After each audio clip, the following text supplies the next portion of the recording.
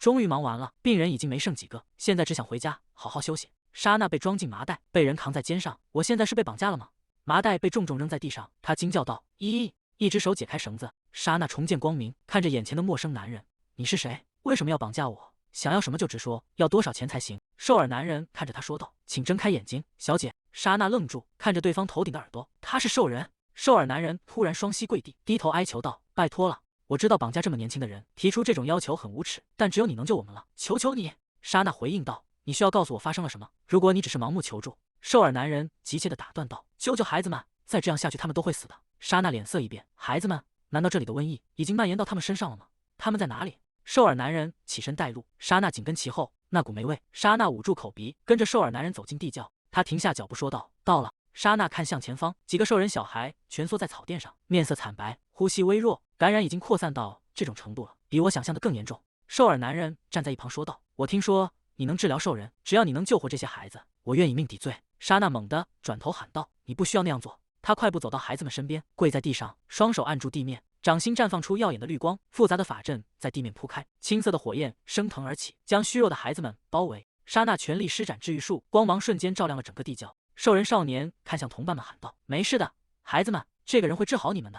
他和那些拒绝我们的人类不同，所以相信我，不要害怕。”莎娜深吸一口气说道：“那么我要开始了。”青色光芒猛然爆发，法阵剧烈震动，无数光点如雨点般渗入孩子们的皮肤，孩子们脸上的黑斑逐渐褪去，呼吸变得平稳，原本虚弱的身体重新焕发了生机。莎娜收起法阵，看着恢复健康的孩子们，全力使用力量后，感觉连地下室的空气都被净化了。兽耳男人掩面而泣：“谢谢你，真的太感谢了。”莎娜看着兽耳男人说道：“孩子们都治好了，快带他们逃走吧。”兽耳男人摇了摇头：“我会转移孩子，但我不会逃跑。如果我逃走了，连这些被你救活的孩子也会被抓起来杀掉，我们的父母绝不会允许。”突然，一根粗重的绳索死死套住兽耳男人的脖子，莎娜惊恐地喊道：“爸爸！”凯尔走近，将莎娜护在身后。远处传来急促的脚步声，阿奈斯提着长裙跑来：“莎娜，你没事吧？”莎娜看着母亲喊道：“妈妈！”卫兵猛地一脚将兽耳男人踹倒在地，用力拽紧绳索。莎娜伸手阻拦道：“不，快住手！”凯尔按住他的肩膀：“莎娜，你受伤了吗？”莎娜挡在兽耳男人身前：“我没事，那个人没对我怎么样，所以请不要杀他。”凯尔愣在原地问道：“什么？”莎娜继续说道：“他说他想救那些孩子，除此之外别无选择。他已经为绑架我道歉了，如果我不来，他就没法给孩子们治病，所以我想原谅他。”阿奈斯叹了口气：“既然你这么想，这次就放过他吧，只要莎娜平安无事就好。听说那个兽人确实是为了救孩子。”阿奈斯转头问道：“凯尔，可以吗？”凯尔收起武器回应道：“阿奈斯，如果你没意见的话，我虽然知道这里住着兽人，但没想过他们会成为防疫工作的目标，毕竟他们是免疫力和恢复力极强的种族。”凯尔看着前方说道：“确实如此，兽人对魔法和传染病有很强的抵抗力，年幼的孩子会更痛苦，瘟疫可能不会在这里结束。”莎娜陷入了沉思，那剩下的兽人怎么办？即使生病了，也必须在痛苦中挣扎吗？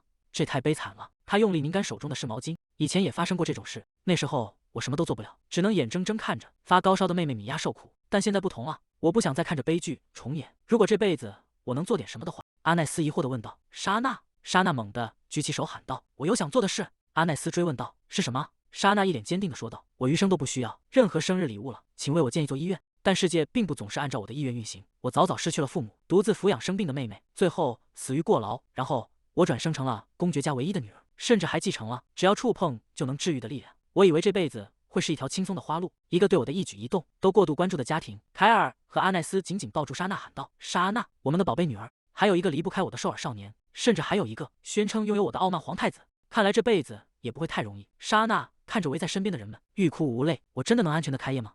那天和往常没什么不同，加班后回到家，设定好闹钟便沉睡去，意识逐渐模糊。我预感到这次与往常不同，我要死了。多年来没日没夜的工作，这或许是必然的结果。闭上眼的那一刻，我只想好好休息。寒风呼啸，白茫茫的雪山中躺着一个襁褓。莎娜睁开眼，为什么我会变成婴儿？这是梦吗？可身体感觉好冷，我明明已经过劳死了，既然要死，至少让我死得痛快点。真的好冷，冷得无法思考。莎娜躺在雪地里，一只巨大的白狼正步步逼近，这和我想象的解脱不一样。我不是要这种痛苦的死法，那是狼吗？白狼停下脚步，他的后腿正流着血，他越走越近，俯下身子凑了过来。我不是被冻死，而是要被活生生吃掉吗？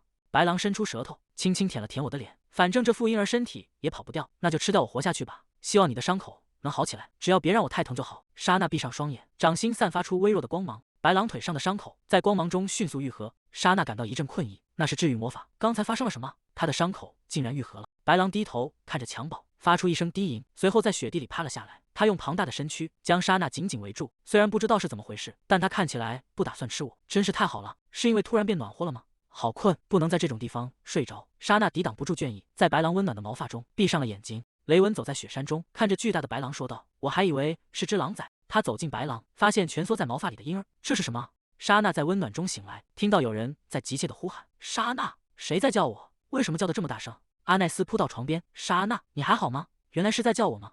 凯尔紧紧抱住襁褓，感谢神灵，谢谢您。温特沃斯公爵搂住妻子，看着怀里的莎娜说道：“太好了，你平安醒过来了。”阿奈斯哭泣着说道：“都怪我睡着了，莎娜差点就没命了。”凯尔搂住妻子，安慰道：“这怎么能怪你？谁也没想到保姆会绑架孩子。”阿奈斯摇着头说道：“那里可是狩猎场啊，如果不是皇子殿下偶然发现，莎娜可能已经……”凯尔轻声打断道：“别说了，莎娜现在很安全，一切都过去了。这两个人是我的父母吗？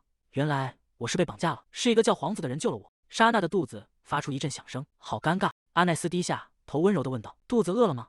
你已经好几个小时没吃东西了。”他解开衣襟说道：“妈妈给你喂奶吧，来吃奶奶了。”吃奶？绝对不行，我不饿，我一点都不饿，我拒绝感到饥饿，这种事绝对不能发生。我拥有正常成年人的意识，怎么能做出那种事？阿奈斯抱着襁褓说道：“来吧，乖孩子，不要啊。”华丽的卧室内，莎娜躺在宽敞的婴儿床上，呆呆地望着天花板。我到底做了什么？肚子填饱了，身体也暖和了，大脑终于能冷静思考了。首先，我死后重生了，变成了一个叫莎娜的婴儿。除了转生，没有别的理由能解释现状。莎娜挥动短小的手臂，看着这副幼小的身体，我真的变成了一个小宝宝。就算接受了转生的事实，可这里到底是哪里？想要叹气，却只能发出咿呀声。本想表现得深沉一些，结果听起来完全就是个小宝宝，真是让人挫败。腿短到连被子都踢不动。房门被轻轻推开，那是谁？雷文走进房间，他穿着精致的白色礼服，正一步步向婴儿床走来。雷文走到床边，看着睁大眼睛的莎娜说道：“还没睡吗？真是个坏孩子。”他伸手拉了拉被角，说道：“连被子都踢开了。”莎娜盯着眼前的少年，原来他就是救了我的皇子。雷文双手撑着护栏说道：“我没告诉他们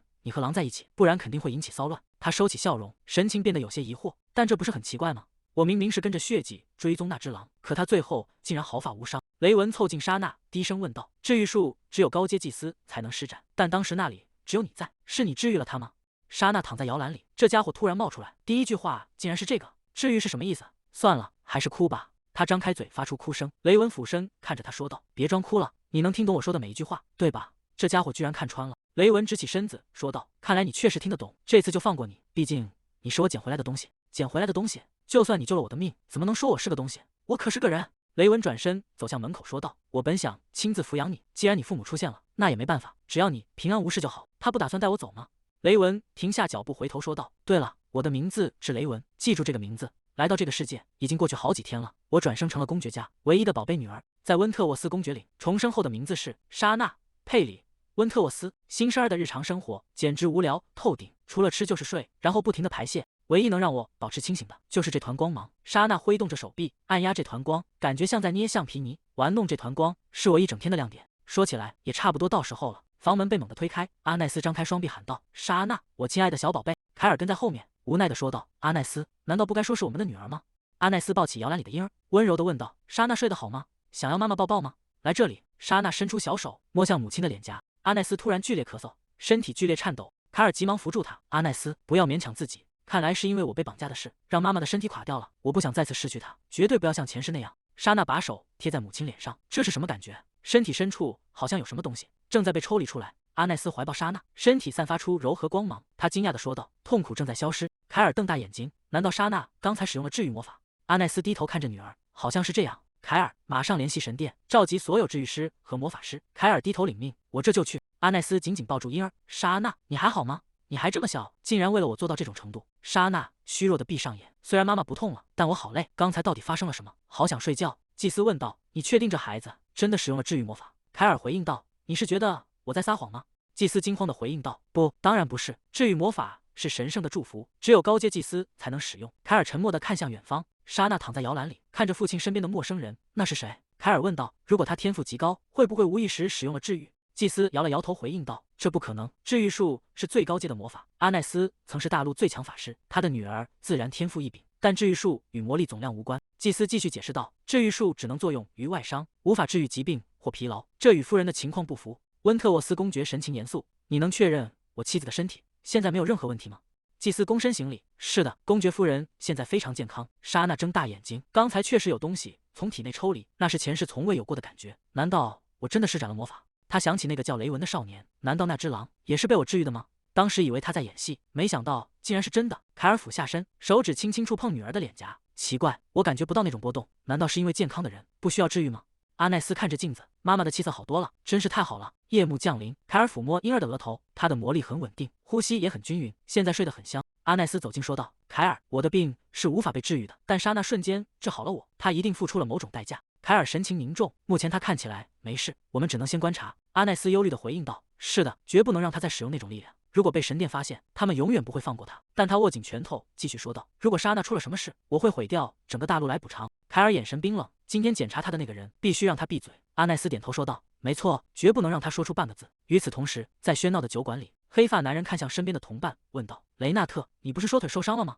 现在看起来完全好了。”雷纳特端着酒杯，看着自己的腿，回应道：“一个人类婴儿治愈了我。”雷纳特端起酒杯，黑发男人皱眉说道：“治愈魔法对我们根本没用。”等等，你刚才说是个婴儿？雷奈特放下酒杯，回应道：“是的，我发现他躺在雪地里，不知道该怎么办。后来一个人类小孩把他捡走了，跟着那孩子对他更好，反正我也养不活孩子。”雷纳特看着杯中酒说道：“说的也是。”黑发男人笑着问道：“你觉得那个孩子长大后也会对我们展现善意吗？对人类能有什么期待？我当时应该亲自带走他。”但他盯着虚空，那个孩子是不一样的，他直视着我的眼睛，没有一丝恐惧。雷纳特嘴角微微上扬，也许等他长大一点，我会去接他的。宏伟的庄园矗立在阳光下，繁花盛开的花园静谧无声。莎娜拨开茂密的灌木丛，走在洒满阳光的小径上。时间过得真快。治好妈妈的病以后，为了安全，我一直被关在宅邸里。莎娜坐在宽敞的房间里，独自摆弄着手中的粘土。那段时间，我每天都在玩制玉粘土，技术也一天天进步。虽然使用粘土会消耗体力，但只要一点能量就能救人，这买卖非常划算。不知不觉，我已经5岁了。在过度保护我的父母手下，我努力训练了4年。女仆从走廊跑来喊道：“莎娜小姐，好想快点出去，测试一下这份力量。”贝利在走廊呼喊道：“莎娜小姐，你在哪儿？”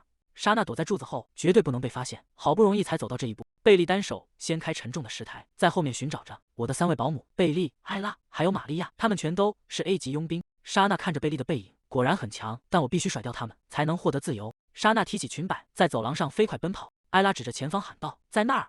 莎娜停下脚步，疑惑地看向天空。艾拉从天而降，挡在莎娜面前。莎娜吓得停下脚步。贝利从身后一把抱住她。捉迷藏游戏结束了，请乖乖听话。莎娜在贝利怀里拼命挣扎，放我下来！你肯定又要给我读那些幼稚的童话书了。艾拉凑近问道：“那我们去玩积木怎么样？”莎娜扭过头回应道：“我不想玩，已经玩腻了。”艾拉继续问道：“那讲冒险故事呢？”莎娜无奈地说道：“我早就背下来了，甚至能倒着背给你听。”玛利亚走过来感叹道：“哇，我们的莎娜小姐真聪明。”莎娜气鼓鼓地说道：“我不需要这种夸奖，我说过我想学魔法，我真的很好奇，快要好奇死了，到底什么时候才能让我接触魔法？”母亲是7阶魔法师，父亲则是剑术大师。我出生在魔法真实存在的世界，却从未亲眼见过魔法。艾拉笑着建议道：“既然这么好奇，为什么不去求公爵大人？他绝对无法拒绝你的请求。”玛利亚点头附和道：“如果你开口，公爵夫人也不会拒绝的。你只要撒个娇说莎娜想看魔法，只要1句话就行。”莎娜露出嫌弃的表情，还是算了吧，成年人也是有自尊的。不过看来这是唯一的办法了。莎娜看向玛利亚问道：“爸爸在哪？”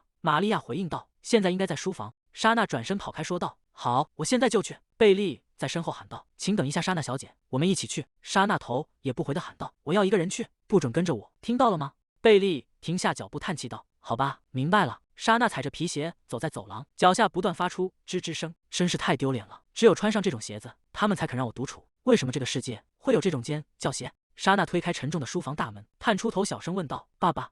凯尔转过身，露出温柔的笑容，问道：“莎娜，你是来找我的吗？”莎娜跑过去，扑进他怀里。“是的，我好想你。”凯尔紧紧抱住她，轻抚着她的后背。过了一会儿，他松开手，问道：“我的宝贝女儿，是有什么事想求我吧？”莎娜惊讶地问道：“你怎么知道的？”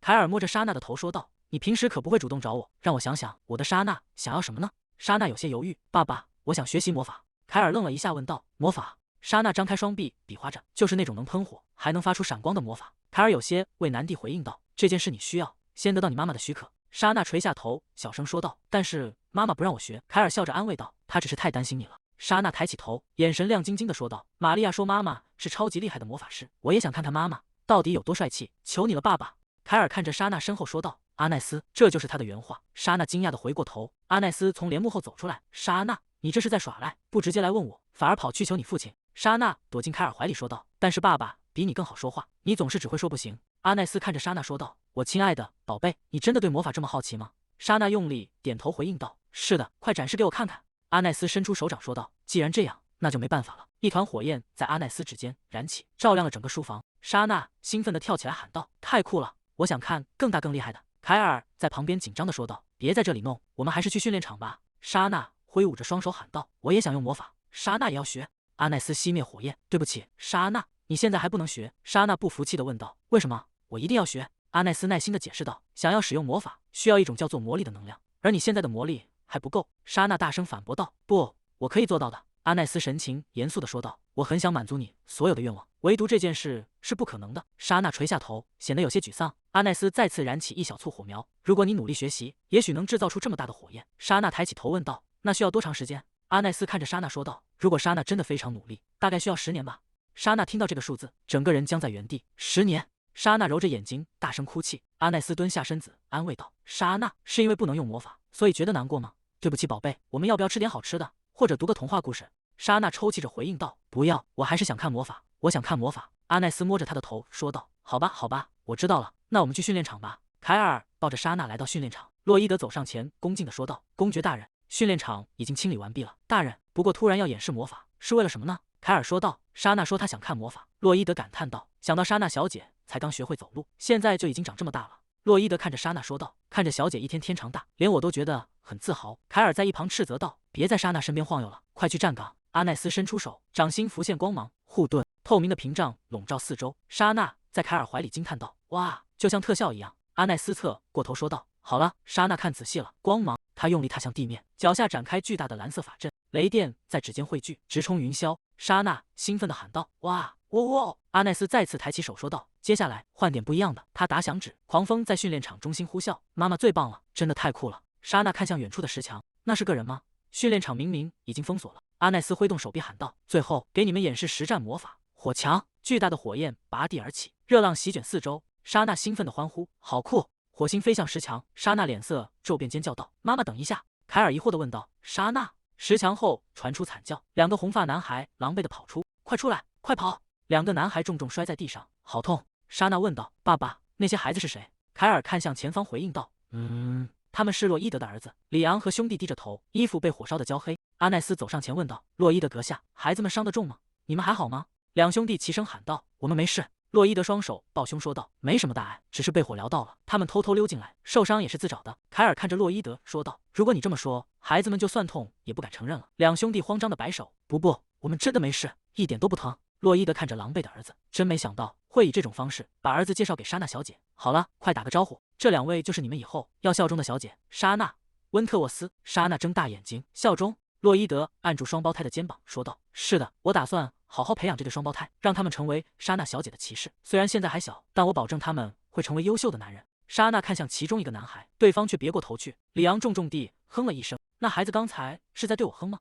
阿奈斯看着洛伊德说道：“我知道孩子们经常来训练场，但擅闯禁区必须纠正。”洛伊德低头回应道：“他们平时不会违抗命令，我会严厉警告他们的。”凯尔抱着莎娜走近说道：“那么，听听他们的理由吧。如果是例外情况，一定有原因。”洛伊德看向儿子们说道：“伊安、里昂，回答公爵大人的问题。”里昂和伊安对视一眼，犹豫着开口道：“我们只是很好奇。”凯尔追问道：“好奇什么？是魔法吗？”里昂红着脸看向别处说道：“不是对莎娜小姐感到好奇。父亲告诉过我们，总有一天我们要成为骑士去效忠他。”里昂低着头说道：“我们来领地很多次，却从未见过他，所以这次无论如何都想见上一面。很难向从未见过的人献上自己的忠诚。父亲总是说，为了莎娜小姐，你们必须变强，必须学会忍耐。但我们怎么能为了一个完全不认识的人去寻找力量呢？”凯尔开口问道：“既然见到了，你们打算做什么？”里昂抬起头，坚定地说道：“我们要亲自判断他是否真的是值得我们效忠的人。”莎娜拍了拍凯尔的手臂，说道：“爸爸，放我下来。”他双脚落地，鞋子发出滋滋的响声。我明明想表现的严肃点，这鞋子的声音真不帮衬。莎娜走到双胞胎面前说道：“我是莎娜。”里昂回应道：“我们知道。”莎娜看着另一个男孩问道：“你叫什么名字？”红发男孩回答道：“伊安。”里昂报上名字说道：“里昂，我也不喜欢在违背他人意愿的情况下被人侍奉。”莎娜握紧拳头，大声说道：“如果你不想做，那就不要做，不管你爸爸怎么说，都要做你想做的事。”里昂和伊安愣在原地，脸上写满了困惑。莎娜继续说道：“无论你爸爸说什么，都要按你自己的意愿去活。”双胞胎瞪大眼睛：“你刚才说什么？”莎娜攥紧拳头说道：“无论那个男人说什么，照做就是了。”伊安和里昂惊讶地问道：“什么？”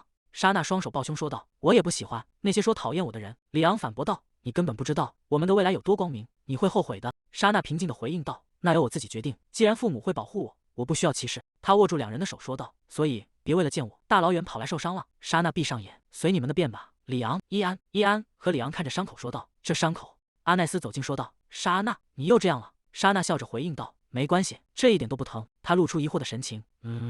里昂问道：“你不需要我们吗？”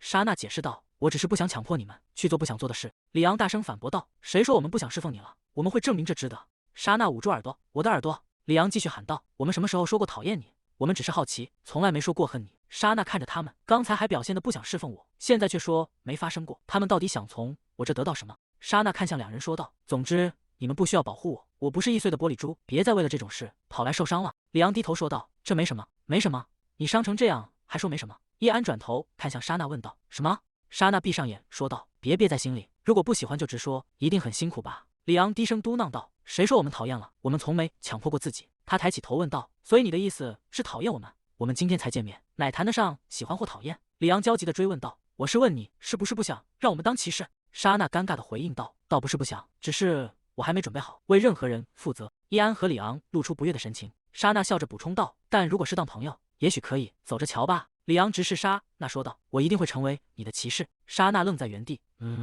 叶安喊道：“我们只是想见你，见我们要侍奉的人。我们一定会成为莎娜小姐的骑士，做好准备吧。”莎娜看着他们远去的背影，就这样走了吗？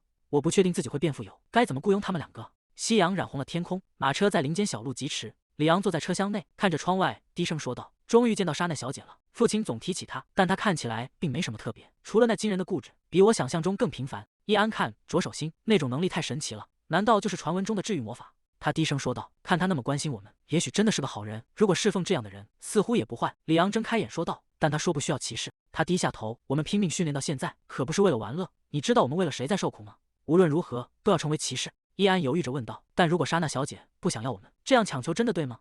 里昂大声回应道：“必须这么做。如果在这里被拒绝，我们至今为止的努力就白费了。”他咬紧牙关说道：“那种事绝对不能发生。我们努力至今，就是为了成为莎娜小姐的骑士，一定要说服她雇佣我们。”夜幕降临，宏伟的宫殿灯火通明。凯尔站在桌边问道：“阿奈斯，你还在担心吗？”阿奈斯低头回应道：“是的，即便对方是皇子，想到莎娜要见其他人。”他叹了口气说道：“我们不能永远关着他，他需要同龄的朋友。我知道，自从见了那对双胞胎，他就一直吵着要出去。他说想交朋友，我们怎么能无视呢？”凯尔看向妻子说道：“阿奈斯，你还记得吗？莎娜听说自己不能用魔法时，那副深受打击的样子。她现在已经好多了。莎娜是个坚强的孩子。”凯尔附上阿奈斯的手背，现在这样就足够了。下次我们会允许她去外面。他站起身说道：“随着莎娜长大，她的世界也该随之变大。我告诉过你，如果莎娜出了什么事，我会不惜颠覆整个大陆。”阿奈斯闭上眼微笑道：“是的，我相信你。”阳光洒在宏伟的庄园上，一切显得宁静而美好。莎娜独自坐在秋千上，双胞胎离开后已经过去1周了。伊安和里昂再也没回来。洛伊德叔叔总是吹嘘，自从见过我之后，那对双胞胎训练的比谁都刻苦。但我需要的不是骑士，而是朋友。也是9岁的男孩子怎么会想和5岁的女孩玩呢？侍女在远处挥手喊道：“莎娜小姐，有客人来访。”莎娜惊讶地站起身：“找我？这不可能吧？”她跳下秋千，跑向庄园。会是谁呢？莎娜转过拐角，不小心撞上了一个人。她急忙稳住身形，说道：“啊，对不起。”雷文扶住她的肩膀：“抱歉，好久不见，你长高了不少。”莎娜睁大眼睛喊道：“啊，你是之前那个金发小鬼？”雷文皱起眉头问道：“小鬼？你叫谁小鬼？”凯尔走上前说道：“殿下，请冷静。”莎娜跑向凯尔喊道：“爸爸！”凯尔看着女儿问道：“莎娜，你还记得雷文殿下吗？”莎娜兴奋地回应道：“当然，你救过我。”雷文一脸震惊：“你记得那是莎娜还是个婴儿吧？”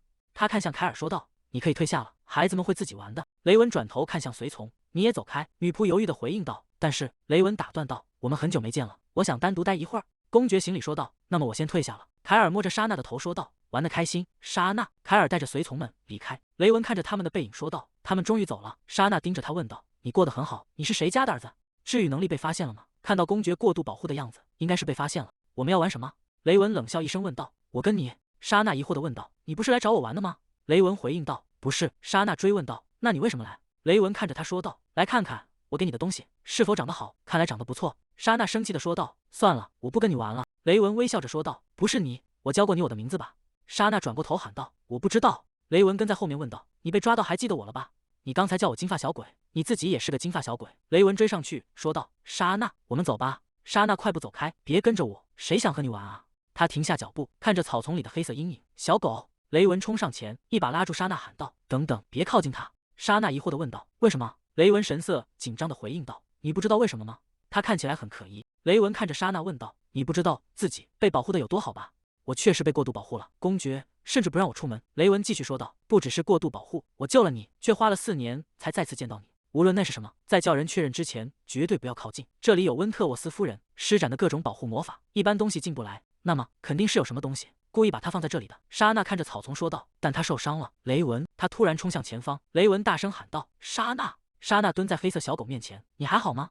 黑色小狗趴在草地上，发出微弱的叫声。雷文追上来喊道：“别碰它！”莎娜！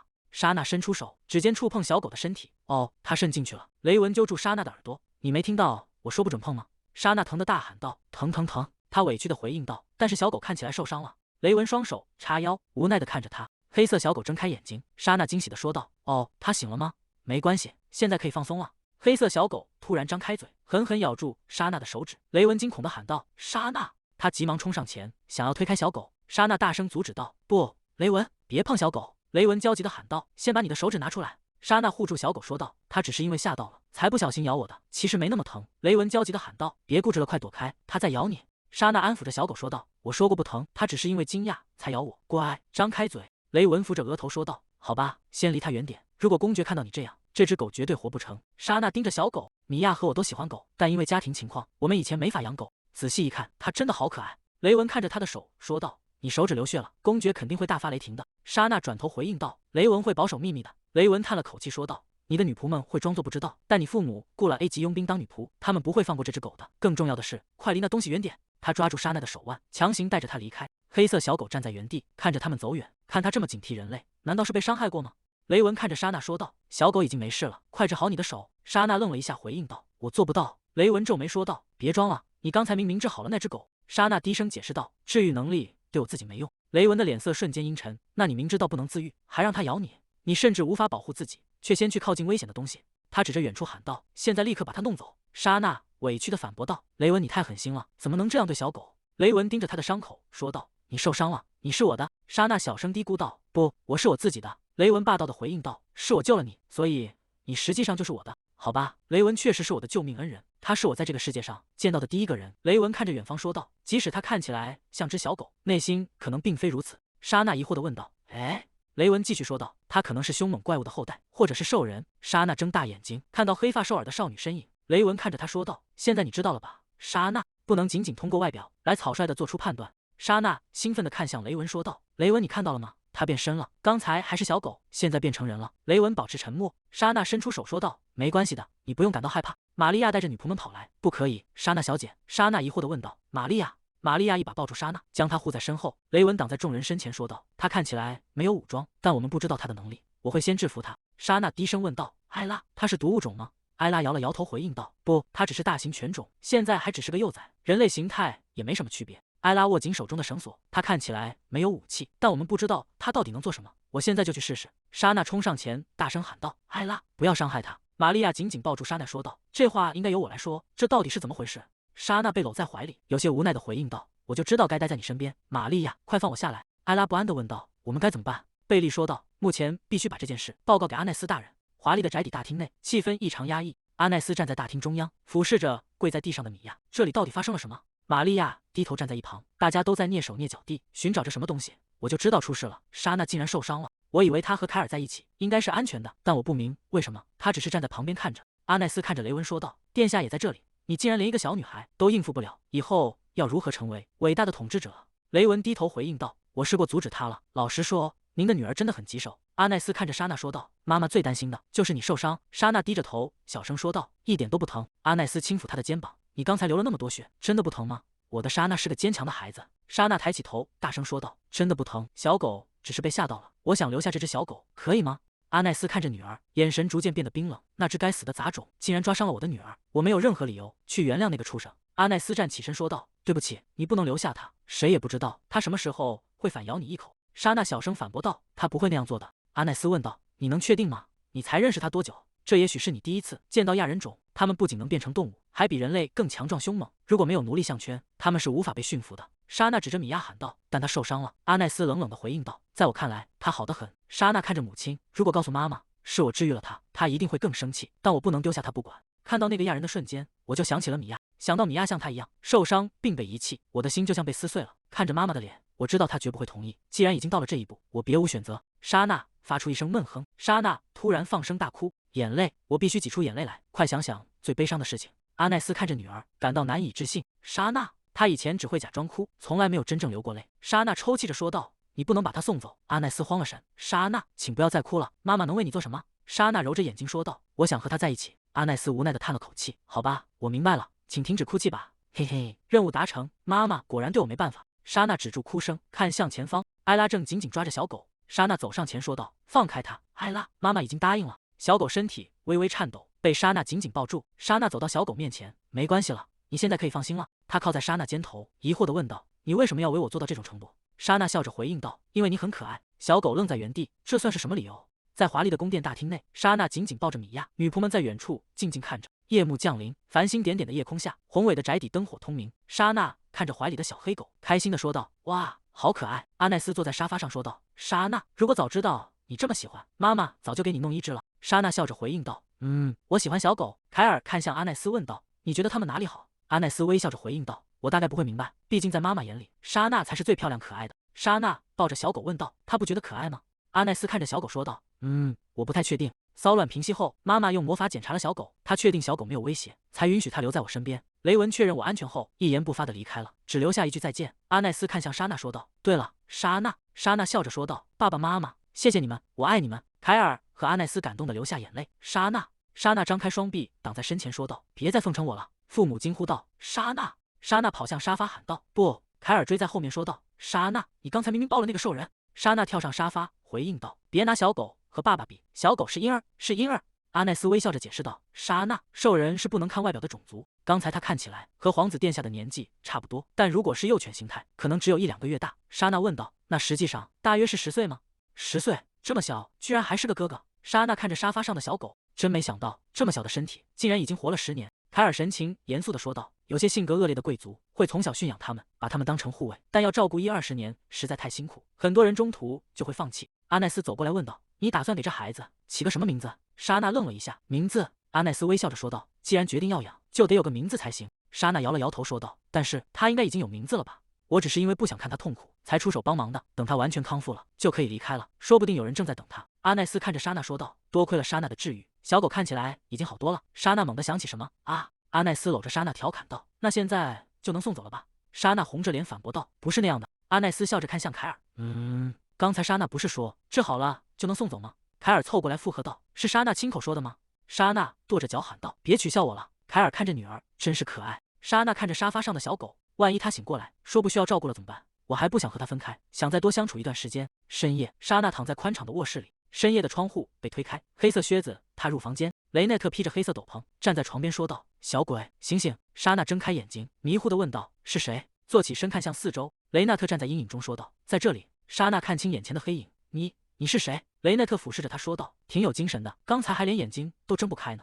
雷纳特站在窗边说道：“你知道要见你一面有多难吗？公爵夫妇根本不准外人进入。”莎娜坐在床上问道：“你认识我爸爸妈妈吗？”大叔，你到底是谁？雷纳特冷冷地问道：“你救了一个兽人，为什么要那么做？”莎娜缩在被子里回应道：“因为他受伤了。”雷纳特追问道：“即便对方是兽人也一样吗？”他拉开黑色斗篷，露出银色的长发和紫色的双眸。莎娜呆呆地看着雷纳特，雷纳特皱起眉头问道：“怎么了？难道我现在是狼的形态吗？”莎娜满脸通红地回应道：“不是人类的样子。”但是雷纳特问道：“那是为什么？人类看到人类也会受惊吗？”莎娜看着他的脸，太漂亮了，简直晃得人睁不开眼。雷内特走进床边问道：“我很可怕吗？”莎娜紧张地回应道：“不是。”雷纳特继续问道：“那为什么要惊讶？”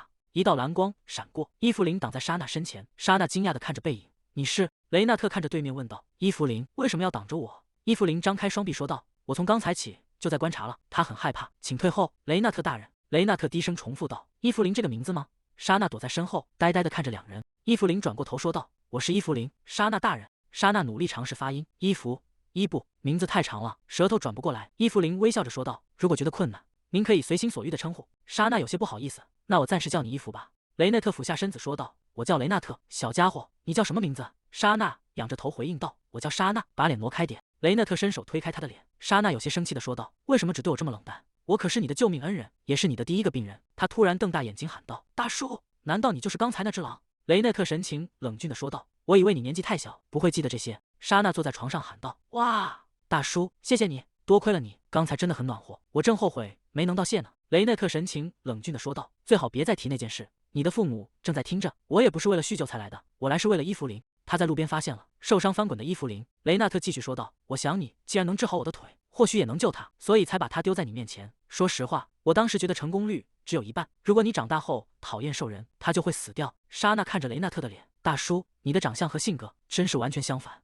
伊芙琳走到床边行礼道：“谢谢你救了我，莎娜大人。”莎娜有些害羞的摆手道：“啊，不，没什么。”雷纳特看着两人说道：“你真的什么都不知道啊？通常情况下，治愈魔法或治愈能力对兽人是起不到作用的。”莎娜惊讶地问道：“那受伤的时候该怎么办？”通常情况下，确实无法完全治愈伤者。母亲的病，狼和伊芙琳的伤，甚至连我做的粘土都拥有治愈力量。这一切都不是自然发生的现象。雷纳特严肃地问道：“你在听吗？你所做的事情是任何人都无法做到的。”莎娜低声问道：“真的吗？”随后露出灿烂的笑容：“太好了，真是万幸，伊芙，我很高兴能治好你。”雷纳特继续说道：“你完成了一件这世界上无人能及的事，你必须意识到你的能力有多么伟大。”伊芙琳挡在中间说道：“请停止吧，莎娜大人还只是个孩子。”雷内特反驳道：“你也是兽人，难道也被外表迷惑了吗？”伊芙琳反驳道：“你在说什么？莎娜大人是人类。”雷内特冷冷地回应道：“没错，就像那些把你变成那样的人类一样。”莎娜看着两人，气氛怎么突然变奇怪了？伊芙琳大声喊道：“是莎娜大人救了我！”雷纳特纠正道：“救你的人是我，莎娜只是治愈了你。”伊芙琳不服气地喊道：“那不是一回事吗？”雷内特神情冷峻地问道：“所以你是说，你想和人类一起生活，兽人和兽人住在一起才更舒服吧？要报答恩情，还需要好几年的时间。难道你想叫他恩人，让他一直养着你吗？”伊芙琳咬紧牙关。莎娜冲到两人中间喊道：“不许欺负伊芙！”雷纳特问道：“我什么时候欺负他了？”莎娜指着他喊道：“伊芙看起来都要哭了。”雷纳特低头看着莎娜问道：“你不是说过不会收养伊芙琳吗？”莎娜慌张地回应道：“那是因为我觉得她可能有地方去，我当然想养她，当然想和她在一起。”雷内特转身走向窗边说道：“那就交给你们了。”莎娜愣在原地。哎，雷纳特看着莎娜：“我的意思是从现在开始，你就和伊芙琳好好相处吧。”莎娜疑惑地问道：“什么？你之前不是还反对吗？”雷纳特直起身子：“我只是在测试你，看你是不是真心想和她在一起。我已经和你父母谈过了，那么以后就拜托你了。”他转身离开房间。莎娜呆立在原地，刚才那种感觉是什么？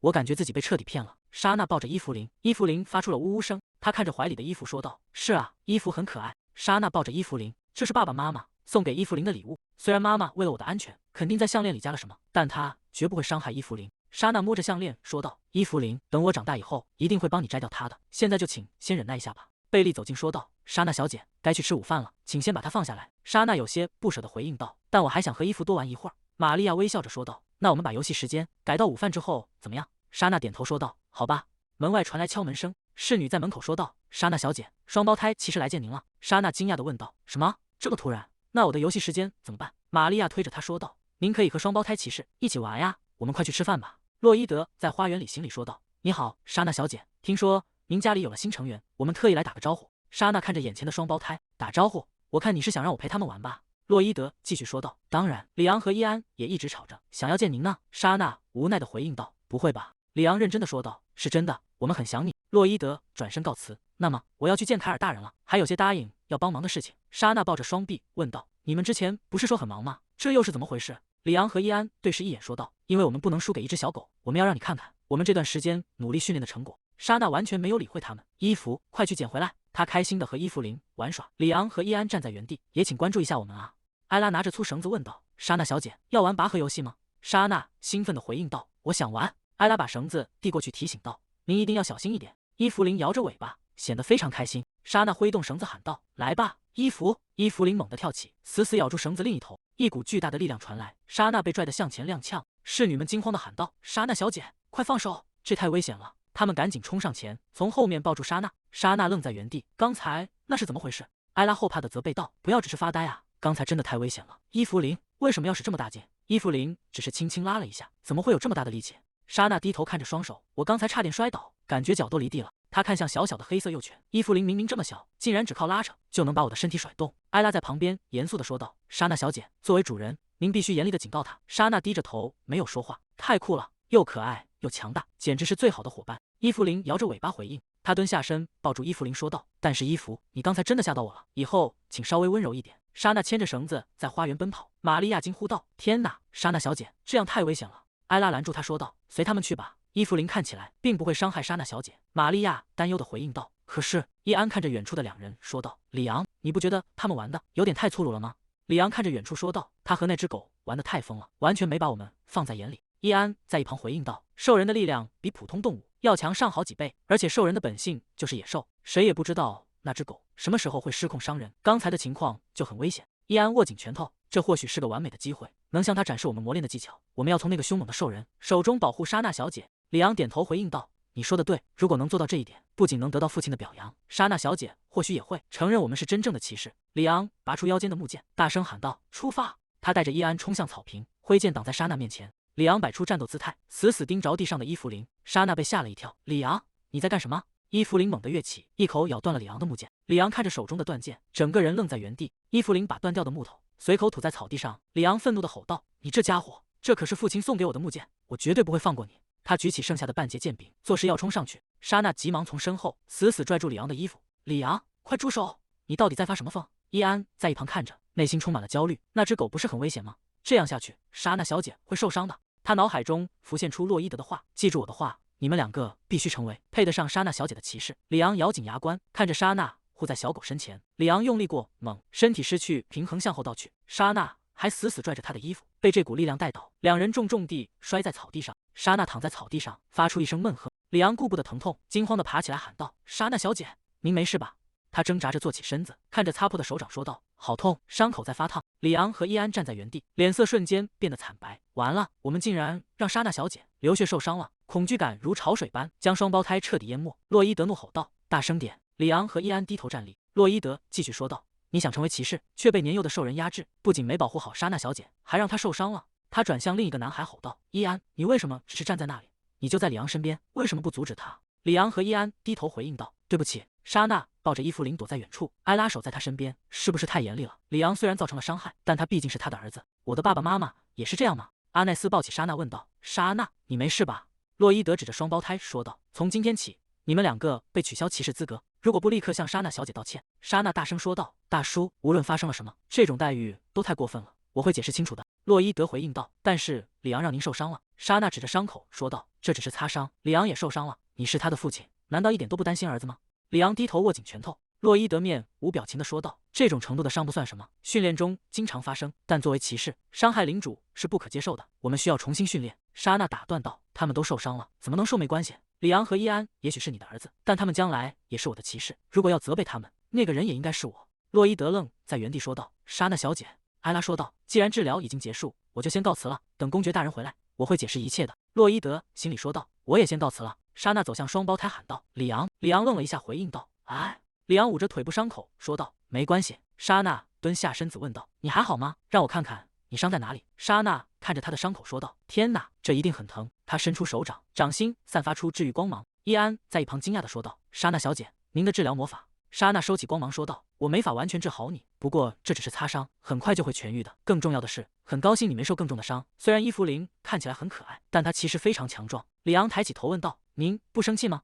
莎娜看着他反问答：“贝洛伊德先生，责骂难道还不够吗？我为什么还要生气？你刚才不是还担心我吗？”里昂低下头失落地说道：“但是您是因为我才受伤的。”莎娜微笑着说道：“没关系，你又不是故意的。看到你爸爸刚才发火，我才意识到你们两个一直以来过得有多辛苦。”里昂咬紧牙关说道：“对不起。”伊安也跟着哭道：“我也很抱歉。”莎娜慌张地问道：“为什么突然都哭了？”出生在侍奉温特沃斯这个家族里，我们别无选择，只能成为骑士。当莎娜小姐出生时，我们的世界就开始围绕着她转动。从那以后，父亲总会在她的话里加上一句话：“为了莎娜小姐，我讨厌我的父亲。”无论我们多么努力，他从未给过一句称赞。他总是跪在那个女孩面前，却从不看我们一眼。总是莎娜小姐，永远都是莎娜小姐。既然你那么喜欢那个家族，为什么不干脆直接住在他们家里？我也曾讨厌过莎娜小姐，总觉得我们受苦全都是因为她。我觉得父亲根本不爱我们，那是我的真实想法。直到刚才为止。莎娜看着双胞胎说道：“里昂、伊安，做你们想做的事吧。这是第一次有人在责备我们之前，先关心我们的感受。”莎娜微笑着说道：“明明受了这么重的伤，却还说没关系，你们一定很辛苦吧？”认可我们努力的人，竟然是他。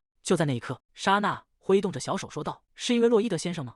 我会替你们教训他的。”那一刻，我的心感到前所未有的轻松。过去那些拼命努力却得不到认可的时光，仿佛都不再重要了。第一次，我真心觉得侍奉他也不错。里昂低着头问道：“莎娜小姐，刚才您说我们是您的骑士？”莎娜流着冷汗问道：“我什么时候说过？”里昂抬起头回应道：“我们都听到了。”莎娜交叉双臂说道：“我没有钱，就算让你们当我的骑士，我也付不起薪水。”伊安反驳道：“谁是为了钱才当骑士的？温特沃斯公爵的独生女怎么可能没有钱？难道您是因为没钱才不想让我们当您的骑士吗？”莎娜点头说道：“没错，所以你们去别处看看吧。”里昂失落地问道：“是因为您讨厌我们吗？”莎娜摆手解释道：“不是那样的，离我们为什么不能当朋友，非要当骑士呢？”昂双手交叉大喊道：“绝对不行！”莎娜无奈地问道：“为什么不行？”里昂看着他认真地说道：“因为我们想保护您。如果您担心没钱，为什么不利用治愈能力去开一家诊所赚钱呢？”莎娜愣住问道：“什么？”里昂继续说道：“开一家诊所赚钱，这样不就行了吗？”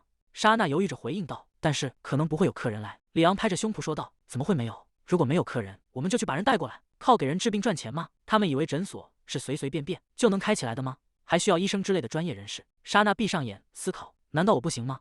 我以前也给妈妈还有伊芙琳治疗过，不还需要护士？”莎娜睁开眼问道：“能不能拜托埃拉、玛利亚和贝利来帮忙？”里昂和伊安凑过来，表示愿意当助手，但是要盖诊所，还需要建筑和资金。莎娜突然停下动作：“等等，我的父母很有钱啊！”温特沃斯公爵微笑着说道：“你可以随心所欲的花钱，不仅是盖一栋建筑，他们随手送我的项链就抵得上好几座城堡。”真的吗？莎娜呆立在原地。我真的可以开一家诊所吗？几天后，雷文来找我，他说本想第二天就过来，但因为其他事情太忙了。即使是皇子，小年纪也这么忙碌吗？雷文坐在沙发上大笑。莎娜看着他问道：“你是不是笑得太过火了？”“我的确想让你开心点，因为你看起来心情不好，但你笑成这样，反而让我有点不高兴了。”那天的骚动过后，双胞胎说很快会再见面，随后便安静地回家了。他们看我的眼神似乎变得有些不一样。莎娜疑惑地问道：“有什么好笑的？”雷文擦了擦眼泪说道：“那对双胞胎真有意思。”莎娜愣了一下问道：“难道不是在笑我吗？”雷文看着他反问道：“你觉得哪里好笑？你以为我在嘲笑你吗？”莎娜低声回应道：“有一点点。”雷文靠在沙发上说道：“我绝对不会嘲笑你，毕竟你是我的人。”我就知道。雷文继续说道：“既然你能治愈兽人，开一家医院应该不错，但为了避免神殿麻烦，最好还是学习魔法。”莎娜回应道：“我听说我不能用魔法。”雷文惊讶地问道：“你的能力难道不是魔法？”莎娜看着双手说道：“妈妈说那不是魔法。”雷文，你不知道吗？雷文摇了摇头说道：“我不知道，我以为你天生拥有魔法。”他露出微笑说道：“那我就做你的第一个病人。”莎娜无奈地说道：“那只是未来的梦想，我现在还差得远呢。”雷文看着他说道：“把我当成例外吧，我可是你的救命恩人，我还是你的第一个朋友，这让我很特别，对吧？”莎娜反驳道：“我们什么时候成朋友了？我年纪比你小。”雷文调侃道：“那我甚至可以让你做我的亲妹妹。”莎娜撇过头说道：“我才不要，那样连朋友都做不成了。”雷文收起笑容问道：“这附近有生病的人吗？”他低下头回应道：“有的。”莎娜惊讶地问道：“真的吗？那祭司和法师们呢？”雷文沉声说道：“没人能治好他们。”莎娜变得紧张起来：“如果他们都做不到，我也做不到怎么办？我不清楚自己的极限，万一给了你希望，最后却让你失望怎么办？”雷文看着他说道：“就当是一次排练，你可以放轻松点。”莎娜犹豫着说道：“我得先问问爸爸妈妈。”雷文点头说道：“那确实是最难办的一关，所以只要公爵夫妇同意，你就愿意帮忙吗？”莎娜回应道：“既然是朋友，我就为你破例一次。”雷文露出灿烂的笑容：“我很感激。”莎娜看着他的侧脸：“你笑起来的时候真的很像个孩子。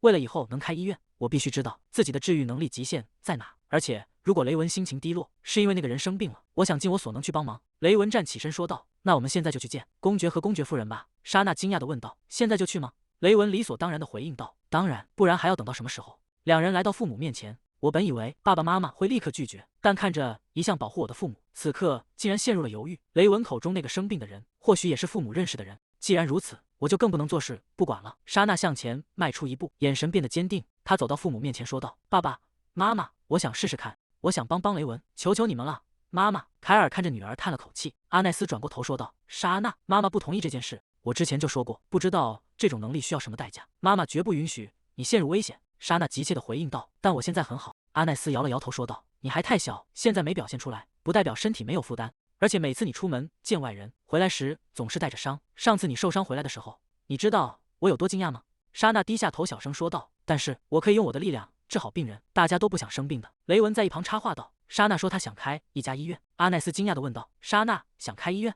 雷文微笑着继续说道：“她说想用自己的力量去治愈那些生病的人，那是她未来的梦想。”阿奈斯看着女儿感叹道：“莎娜，你怎么能这么善良？”莎娜露出灿烂的笑容说道：“等我长大以后，还要用这个赚很多钱，买很多好吃的给爸爸妈妈。”阿奈斯一把抱住女儿说道：“莎娜，我的乖女儿，如果是莎娜给的东西，就算是毒药，妈妈也也会吃下去。凯尔摸着女儿的头说道：“爸爸也喜欢莎娜给的一切，我们的女儿应该去做所有想做的事。”阿奈斯点头说道：“没错，我们不能永远把她关在大宅里。”凯尔神情严肃地提醒道：“但她能治愈兽人的事，必须绝对保密。”阿奈斯握紧拳头说道：“神殿那边我们会想办法，如果他们敢以圣女名义强行带走莎娜，无论是祭司还是主神，我们都会把那里彻底掀翻。”凯尔亲吻莎娜的额头说道：“莎娜，去做你想做的事吧，我们会保护你的。”我竟然忘记了，皇子和公爵夫妇的朋友怎么可能是普通人？他们至少也是贵族，甚至很有可能是皇室成员。我为什么没有考虑到他们之中会有皇室成员呢？第一次离开家，竟然就是来到皇宫。凯尔低头问道：“莎娜，你很紧张吗？”他抓着凯尔的手回应道：“有一点点。”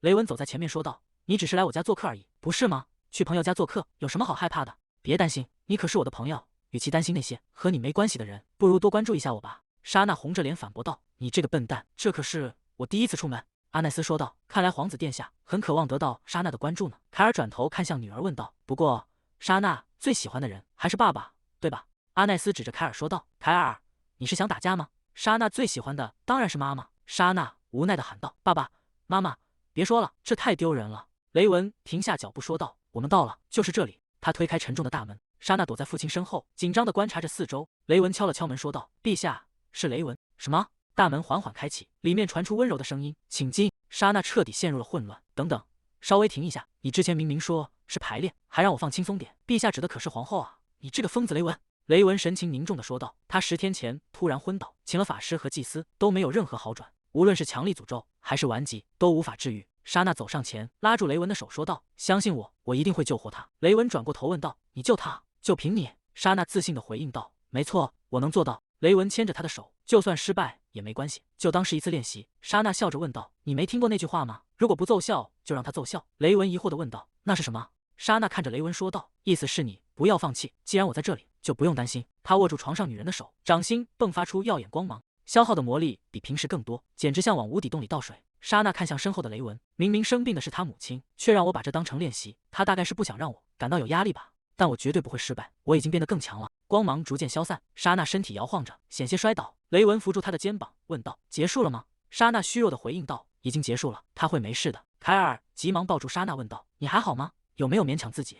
莎娜笑着说道：“我没事。”凯尔看向阿奈斯，问道：“他怎么样了？”阿奈斯检查后回应道：“没有任何问题，谢天谢地。”莎娜得意地说道：“看吧，我就说没问题。”凯尔紧紧搂住她说道：“虽然我相信你，但还是忍不住担心。你是我们最珍贵的女儿，我们永远无法停止担心。”莎娜靠在父亲怀里，轻声回应道：“医师推门走进来，打断了温馨的氛围。他快步走到床边检查，这不可能，呼吸和脉搏都正常了，侵蚀心脏的疾病竟然彻底消失了。莎娜看着这一幕，我真是太强大了，照这个速度发展下去，我简直就是移动医院。如果再变强一点，说不定能让死者复生。”雷文说道：“辛苦你陪我们走一趟，温特沃斯公爵会记住这份人情。”凯尔向雷文行礼说道：“您是温特沃斯家族的恩人，能得到您的信任是我们的荣幸。”莎娜看着床上的皇后，皇后陛下竟然成了我的第一个病人。雷文走近问道：“他现在怎么样了？”莎娜回应道：“他不需要更多治疗了，看起来很健康。”雷文笑着说道：“太棒了，莎娜，多夸夸我吧。”雷文继续说道：“与其把这当成梦想，不如现在就开一家医院。皇后陛下也一定会帮你的。”皇后缓缓睁开眼睛说道：“当然，我会的。”莎娜惊讶地转过头，皇后温柔地看着她说道：“你好，我的小天使，谢谢你救了我。”男人愤怒地质问黑袍人：“你不是说那个诅咒绝对能杀了他吗？为什么皇后现在平安无事？”黑袍人颤抖着回应道：“这不可能，没人能解开那个诅咒。”男人重重地拍向桌面，但他确实活下来了。如果这样下去，雷文就会成为皇储，我们失去了最后的机会。他猛地站起身，走向门口说道：“我1分钱都不会付给你，什么帝国最强咒术师，全都是虚假传闻。”男人摔门而去，黑袍人独自坐在阴影里。这到底是怎么回事？难道我的能力退步了？不，诅咒确实生效了，这太奇怪了，人类不可能解开由恶魔施展的诅咒。罗恩一边打扫酒馆，一边看向雷纳特问道：“伊芙琳怎么样了？”雷纳特侧过头回应道：“他说为了报答治愈之恩，决定留下来。”罗恩停下动作说道：“虽然听你提过，但我还是觉得难以置信。他们真的治好了兽人？到底是什么样的人？”他神情激动地继续说道：“如果真的能治愈，或许能救救那些死于瘟疫的子民。”雷纳特放下酒杯，发出清脆的响声，这才是正常的反应。他站起身向外走去，罗恩紧跟在后面追问道：“他们住在哪？叫什么名字？治疗花了多久？”雷纳特头也不回地说道：“你太吵了，滚远点。”罗恩。夜幕降临，月光洒在宏伟的宫殿上。雷文站在露台上，望着指尖出神，这种感觉到底是什么？雷文站在月光下，前任皇后死于难产，父皇迎娶了现任皇后，我的母亲成了第2任妻子。正因如此，我一直生活在暗杀阴影中。为了活下去，我必须寻找强大的盟友，所以我才去寻找狼人族那个被我捡到的孩子。我曾理所当然地认为他属于我，因为是我找到了他。但在对视的那一刻，我意识到这个小东西能听懂我的话，我们是同类。他很聪明，但有时聪明的过头了，甚至让人觉得恶心，这很可怕。雷文看着莎娜的背影，雷文注视着远处的金光。如果我拥有那个东西，是不是就能得到满足？他伸出手，试图触碰那团虚幻的光影。到底要怎么做才能完全占有一个人？皇后坐在床边，垂下眼帘说道：“很抱歉，因为我的缘故，让事情变成了这样。如果不是你的女儿，我肯定已经没命了。”阿奈斯看着他问道：“作为魔法学院的奖学金生，前辈怎么会变成这样？难道你没有防备吗？”皇后无奈地回应道：“即便是整个国家，也无法幸免于恶魔的诅咒。”阿奈斯惊讶地说道：“所以真的是恶魔？”凯尔自豪地说道：“还有什么是我们莎娜做不到的？”阿奈斯激动地说：“凯尔，我觉得我们有个完美的女儿。”皇后看着阿奈斯，露出微笑，说道：“既然如此，不如把你的女儿嫁给我的儿子，怎么样？”阿奈斯冷冷地回应道：“这一点也不好笑。”皇后继续说道：“这不是玩笑，雷文也救了他，这样不是很好吗？”阿奈斯看着皇后说道：“既然莎娜救了你，你们之间就不再有亏欠。我说的是命运，温特沃斯家族的血统甚至足以胜任未来的皇后。”凯尔低下头说道：“陛下，我们不会强迫莎娜做任何事。”皇后微微皱眉反驳道：“但是公爵，以他的身份地位，你应该知道他无法完全自由。”凯尔神色严峻地回应道：“没有什么是不可能的。既然你这么严肃，我可笑不出来。”他站起身，继续说道：“我们留在京城是为了莎娜，而不是为了什么无聊的政治游戏。”皇后叹了口气说道：“即便如此，我也为我儿子的成长感到骄傲。他会是一个不错的朋友。我们当然感激雷文殿下，但这并不意味着莎娜的未来可以被束缚。”皇后看着窗外说道：“被束缚住了吗？如果莎娜参加宴会，求婚的人会从四面八方涌来。凯尔坐在对面，只要不是皇室，就没人能强迫我们。所以……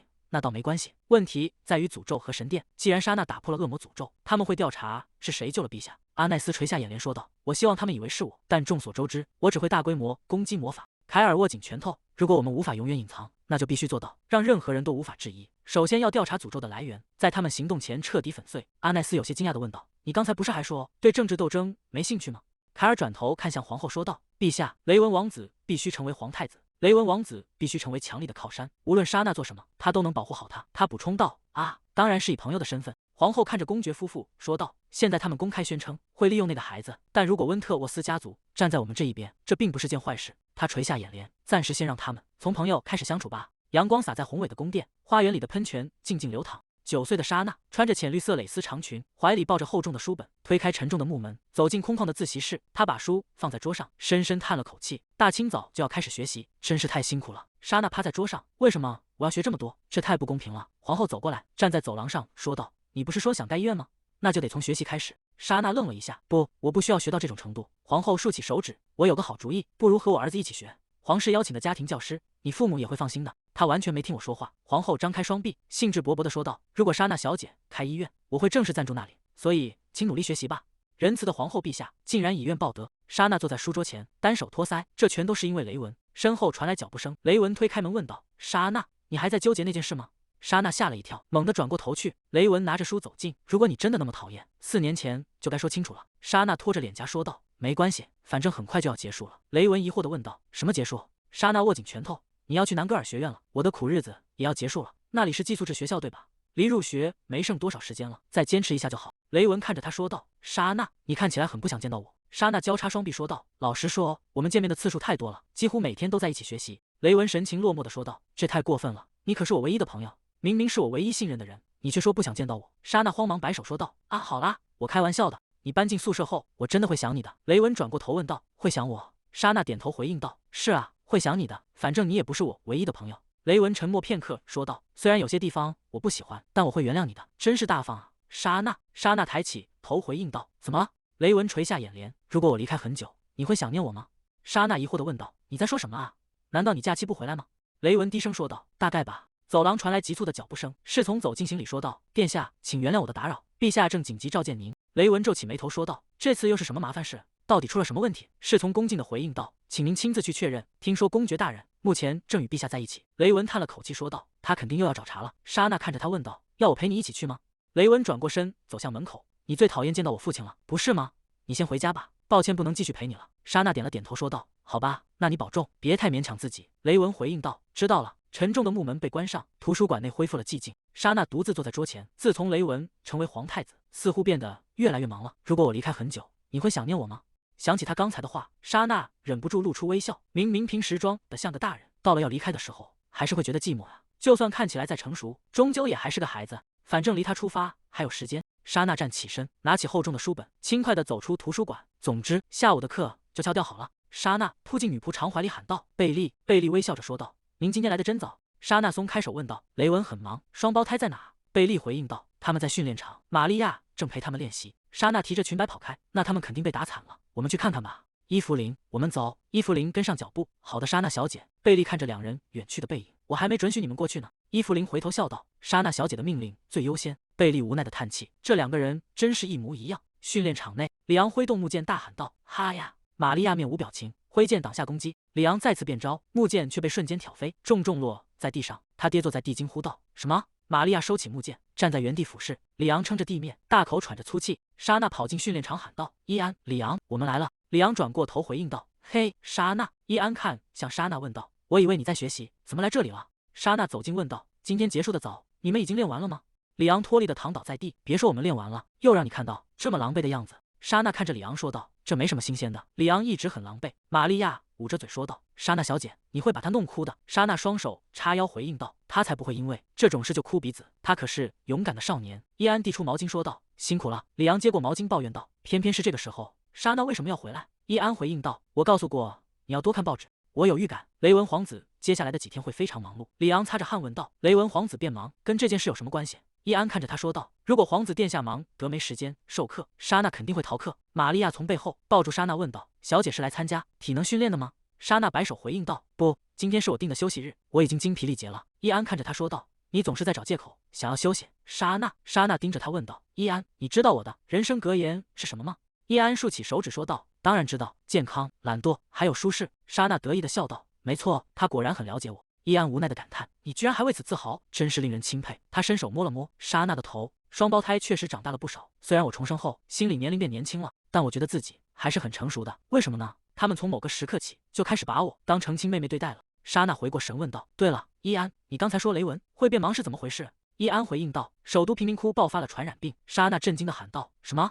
伊安继续说道：“虽然已经封锁了该区域，但情况并不乐观。这种疾病无法通过神力或治愈魔法根除。”莎娜低头看着地面，那药物呢？找到治疗方法了吗？伊安回应道：“即便有，也很昂贵，目前还没找到完全匹配的药物。皇室必须在疫情蔓延到全城前介入，这意味着雷文殿下也会变忙。”莎娜担忧的说道：“可是雷文才14岁，我有种不祥的预感，如果有人推他一把，他会不会主动请缨？不，应该不会吧，他不是那种会鲁莽行事的笨蛋。”玛利亚走近说道：“莎娜小姐，今天的课程取消了。”莎娜问道：“真的吗？为什么？”玛利亚回应道：“听说雷文殿下已经动身去贫民窟了，殿下亲自去处理疫情了。”莎娜大喊道：“什么？那个笨蛋疯了吗？他到底在想什么？”深夜的卧室里，艾拉坐在床边说道：“莎娜小姐，你今天格外安静呢。”莎娜躺在被子里回应道：“艾拉，我一直是个乖孩子。”艾拉有些迟疑的说道：“是吗？”莎娜肯定的说道：“当然了，因为我是唯一的乖孩子。”艾拉俯身亲吻她的额头：“祝你好梦，我唯一的小姐。”莎娜微笑着回应道：“你也是，艾拉，晚安。”房门被轻轻关上，莎娜睁开绿色的眼睛，确认房间里只剩自己。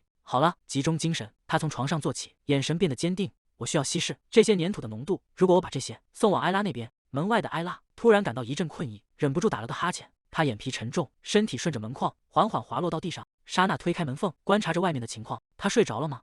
确认艾拉已经熟睡，莎娜走出房间说道：“伊芙琳，你可以出来了。”伊芙琳从阴影中走回，看着走廊里横七竖八倒下的女仆，他们都睡着了。莎娜叹了口气：“如果我能直接用魔法，就不用采取这么麻烦的方法了。我不能暴露魔法，而且我个子太矮，体力也完全跟不上。”伊芙琳双手合十赞叹道：“太厉害了，莎娜小姐，竟然能一次性让这么多人倒下。”莎娜有些不好意思地看向别处说道：“这没什么，让他们陷入沉睡也是没办法的事。”莎娜在走廊奔跑：“我们快离开这里，去找雷文。”伊芙琳紧跟其后。好的。莎娜扶着胸口喘气：“这是我第一次偷溜，家里真的太大了。”伊芙琳看着他说道：“那么要我载你一程吗？”莎娜疑惑地问道：“载我？不是背我吗？”伊芙琳周身泛起烟雾，身体迅速膨胀变形。莎娜被气流吹得后退，发出一声惊呼。烟雾散去，一只巨大的黑狗出现在草坪上。莎娜瞪大眼睛喊道：“哇呀，太酷了！”黑狗摇着尾巴，汪地叫了一声。莎娜翻身骑上狗背，抓紧他的毛发说道：“好啦，出发去贫民窟，去找雷文。”莎娜稳稳骑在巨大的黑狗背上出发。莎娜猛地拍向桌面说道：“雷文，你疯了吗？你甚至不会治愈魔法。”雷文翻动着书页问道：“我做了什么？”莎娜愤怒地喊道：“我不管你是不是皇子，你只是个孩子，怎么能来瘟疫爆发的地方？你没忘记自己才9岁吧？现在不是争论的时候，你来这种地方有什么意义？你应该派专家过来，难道你不知道照顾自己吗？”雷文合上书本回应道：“你是说派祭司或魔法师？请求支援需要多久？选拔他们又要多久？那些只顾自己的蠢货，你觉得他们会为了没有报酬的事冒险吗？莎娜愣在原地问道。所以你就亲自过来了？可你根本不会治愈魔法。雷文敲着桌面说道。虽然魔法无法治愈疾病，但皇家魔法师会保护我。如果皇子亲自来到这里，神殿就无法做事不管，贵族们也会感到不安。如果他们继续保持沉默，就会显得像是有罪一样。还有比这更快的解决方法吗？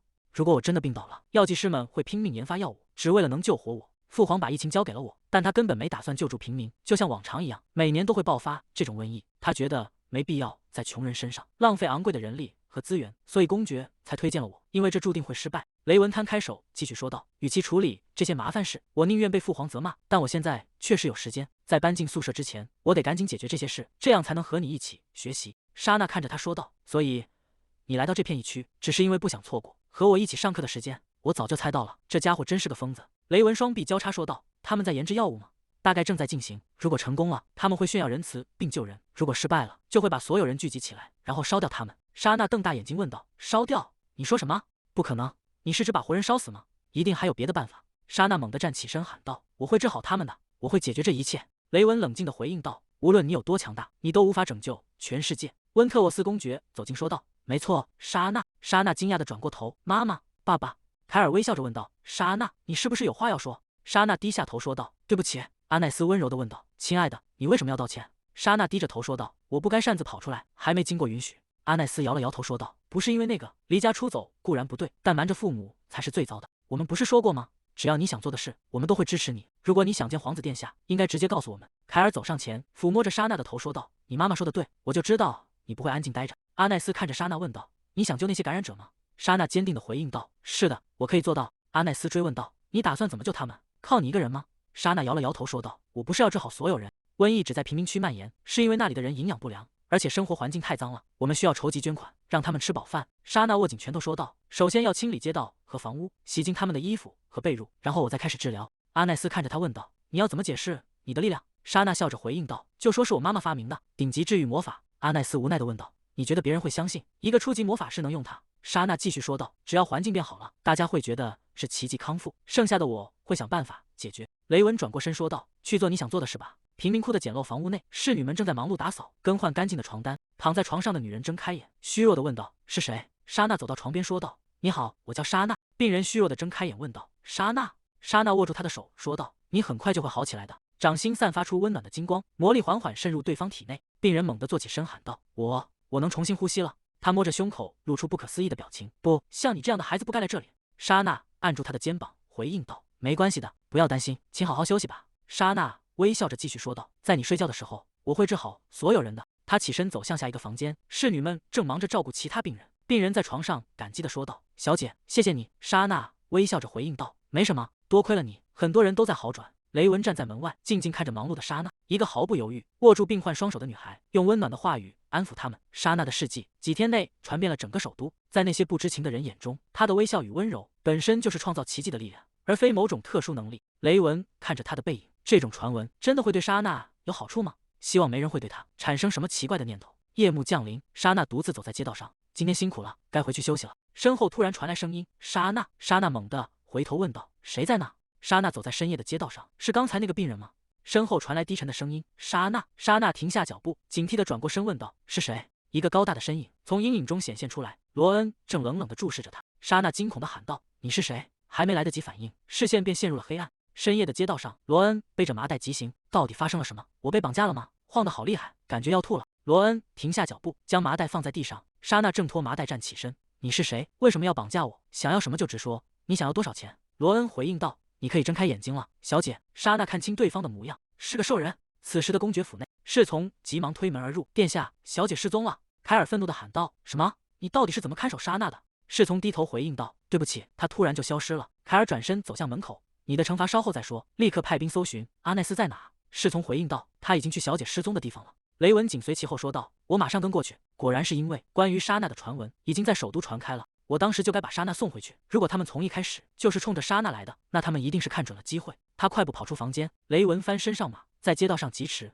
我早该知道的，应该多派些守卫，更加谨慎才对。求你了，千万不要出事。莎娜，你一定要平安无事。他冲到街道尽头，猛地勒住缰绳，翻身下马。莎娜，他气喘吁吁地跑上前，紧紧抓住他的肩膀，问道，你没事吧？有没有哪里受伤？莎娜微笑着回应道：“我完全没事，我很好。”他松了一口气，问道：“到底发生了什么事？”莎娜回想起那个带走他的兽人以及混乱的经过，他眼神躲闪的回应道：“发生了很多事。”雷文环顾四周，问道：“那些绑架犯呢？被抓住了吗？”莎娜看向空荡荡的街道，那个就当是让他们逃走了吧。雷文皱眉说道：“不是说他们逃走了，而是我们要说他们逃走了。”他继续质问：“你甚至动用了皇家卫队，我该怎么理解这件事？”凯尔摊开手回应道：“当女儿求我别杀他们时，我能怎么办？”雷文愤怒地喊道：“父母应该严厉管教孩子，你让大家这么担心，现在居然还笑得出来。”他按住额头问道：“阿奈斯在哪？”凯尔笑着回应道：“他因为没抓到犯人，受惊晕倒了，仆人们已经送他回府了。”雷文冷冷地说道：“你觉得我会信吗？我很烦。公爵，请带莎娜回家吧。”莎娜拉住他的衣袖说道：“但是这里还有病人。”他转过身回应道：“多亏了你，已经没有重伤员了，剩下的交给我，你回去吧。”凯尔带着莎娜离开，别管他了，这只是他的青春期。我们也回家吗？莎娜沉默地走着，雷文看着他的背影，他看起来那么担心我现在感觉糟透了。莎娜回到房间，疲惫地倒在床上。等我休息好了，应该给雷文写封信。果然还是家里最舒服，出门除了麻烦什么都没有。门外传来敲门声，阿奈斯问道：“莎娜，我们可以进来吗？”他猛地坐起身回应道：“好的，妈妈。”阿奈斯推门而入，凯尔紧随其后。阿奈斯坐下说道：“坐下吧，莎娜，我们需要谈谈。”莎娜有些紧张地回应道：“好吧。”阿奈斯看着他说道：“莎娜，建一座医院并不难，但一定要在那条街吗？换个安全点的地方，难道不是更好吗？药剂师和治愈师们，还有那些魔法师，都不会想在那么危险的地方工作。”凯尔神情严肃，一言不发。莎娜看着窗外，父母并不反对建医院，但他们从未想过我真的会去那里做事，所以才答应的那么容易。既然知道传染病也会在兽人中传播，他们一定会确保兽人也能得到药物。如果一定要开医院，现在正是最好的时机。我不能对那些病人视而不见。今天见到了那么多生病的孩子，我无法做事不管。阿奈斯看着他问道：“莎娜，你才9岁，是想当什么英雄吗？”他低下头回应道：“我只想尽我所能，做我能做的事。”凯尔叹了口气说道：“好吧，那就这么办。首先，在雷文王子入学前，你必须勤奋地完成所有课程，而且你必须佩戴我们给你的所有防护护身符。”莎娜点头回应道：“没问题。”阿奈斯神情严肃地说道：“还有一件事，这是最重要的规则。”他盯着莎奈的眼睛，绝对不能暴露身份。你现在可能还不明白，但这个世界上充满了嫉妒和固执的人，没必要让自己成为众矢之的。凯尔继续叮嘱道：“神殿那边的情况很复杂，你最好保密，不要让人知道你在给兽人治病。最重要的一点是，你的安全永远是第一位。”阿奈斯搂住莎娜，眼中满是担忧。莎娜用力地点了点头，回应道：“我会牢牢记住的。”他露出灿烂的笑容，心中充满了期待。罗恩沉默地走在街上，莎娜骑在罗恩肩上，说道：“出发吧，罗恩。”罗恩无奈地回应道：“我知道了，请别乱动脚。”艾拉看着他说道：“你对罪犯来说挺直率的，你应该感激我没给你戴上项圈。”莎娜摸着他的头说道：“你经历了很多吧？”绑架事件后，罗恩被带回了府邸，并与我的父母度过了一段深刻的时光。我只是让他帮忙调查街道，但看来发生了更多事。莎娜继续问道：“你掌控了里拉姆街吗？”罗恩慌忙回应道：“还没到那种地步。”“不，我是说小姐。”莎娜平静地说道：“放轻松说吧。”罗恩指着街道说道：“这里有很多建筑，足够用来开医院，有些被流浪汉占了，但可以很快把他们踢走。”莎娜微微皱眉说道：“我们不需要把人踢走，来腾出地方。”罗恩立刻回应道：“我失言了，占用不代表他们在那里安家，他们只是偶尔溜进去，借个屋顶遮头。”罗恩停下脚步说道：“我们到了，这是第一个地点，这是旧里拉姆区的入口。”莎娜环顾四周，提着裙摆跑向深处说道：“我们再往里走走。”罗恩跟在后面说道：“作为一个孩子，你相当无畏。这里有很多空建筑，但状况良好的不多，你可能找不到喜欢的。”贝利站在一旁回应道：“如果没有，我们可以建一个，如果时间太长，就增加工人数量，来缩短工期。”罗恩指着前方问道：“那么这个地方怎么样？”两人站在一栋破旧的3层建筑前，罗恩有些尴尬地说道：“3层楼，它很旧。”莎娜转头问道：“怎么了？你不是说你不在乎吗？”罗恩急忙解释道：“旁边的建筑就是我的店，这里很安全，不危险也不阴暗，而且兽人经常光顾。”莎娜拍手决定道：“好吧，就选这栋了。在施工期间，我可以在你的店里先为病人看诊。”罗恩惊叫道：“什么？”莎娜歪着头问道：“怎么，你不喜欢吗？”罗恩无奈地叹气道：“随你便吧。”两人坐在店内的圆桌旁，我该怎么面对雷纳特？光是知道我绑架了你，他就会疯掉的。如果他发现我把你带到店里，还让你在这里工作，他一定会杀了我的。莎娜看着罗恩，让我工作，更像是我的工作场所，占领了你的店吧？罗恩低声说道。雷纳特说不准碰你。莎娜愣住问道：“什么？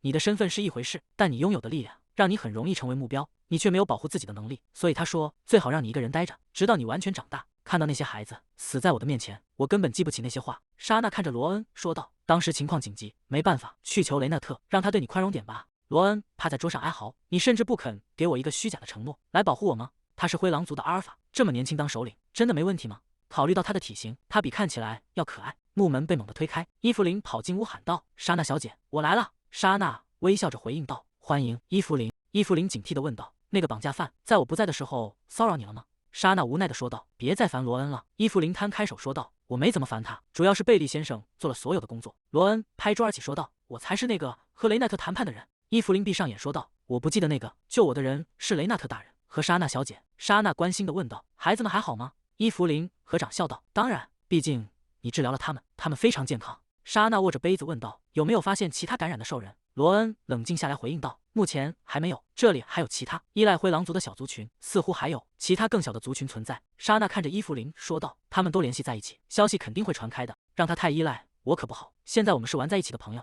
但他以后必须变得独立。但是他真的太可爱了，我能怎么办？”莎娜伸手摸着他的头说道：“谢谢你，果然你很能干，太棒了。”伊芙琳握紧双手，请求道：“请不要再给我任何其他任务了，我想留在你身边。”莎娜小姐，我担心你会像上次一样，在我看不见的地方消失。莎娜抱住他回应道：“我明白了。”莎娜转头看向罗恩问道：“顺便问一下，这附近有铁匠铺吗？”罗恩疑惑地问道：“铁匠铺？为什么突然问这个？”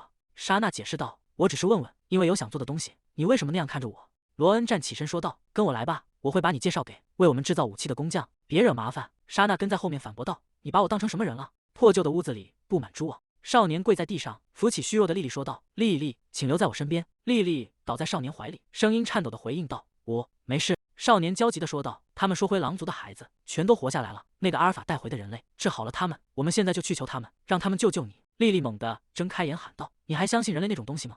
如果我有力量，我想把每一个人类都撕成碎片。”少年看着他劝道：“但是莉莉，你这样下去会死的。”莉莉决绝地回应道：“我宁愿死。如果你要让我去依靠人类，现在就滚出我的视线。对我来说，人类比这种疾病更可怕。”莉莉蜷缩在地上，不断的咳嗽。少年看着他的背影说道：“你会死掉的。”莉莉背对着他说道：“让我一个人待着，你也会染上这种病的。你害怕了对吧？别再回来了。”少年披着斗篷，沉默地走向窗边，随后转身离去。莉莉趴在冰冷的地板上，眼角含泪：“我真的很讨厌人类。”店主双臂交叉说道：“虽然要求很奇怪，但并不难办，我马上就去做。”莎娜问道：“关于报酬？”店主摆手回应道：“不需要，材料费并不贵，我欠了灰狼族人情，不能收恩人的钱。”伊芙琳走上前说道：“世上没有免费的东西，别以后再反悔，现在就收下合理的报酬。如果不给钱，以后想利用这点小钱爬到莎娜大人头上，那可就麻烦了。”莎娜捂住他的嘴：“抱歉，这孩子有点奇怪。”店主看着两人，犬族的忠诚是出名的，不用奴隶项圈就能赢得这种忠诚，那孩子真不简单。莎娜认真的说道：“我们是朋友，再说明这种话，我真的会生气。”店主挠了挠头：“好吧。”莎娜叹了口气：“这就是我无法放开雷文的原因。在这个世界重生后，我交到的朋友们，雷文、里昂和伊安，还有艾弗琳，他们4个人。在这些人当中，唯一称呼我为朋友的只有雷文，不像其他人总是无视我的话。雷文即使在捉弄我时，也让我感觉到他真心把我当成朋友，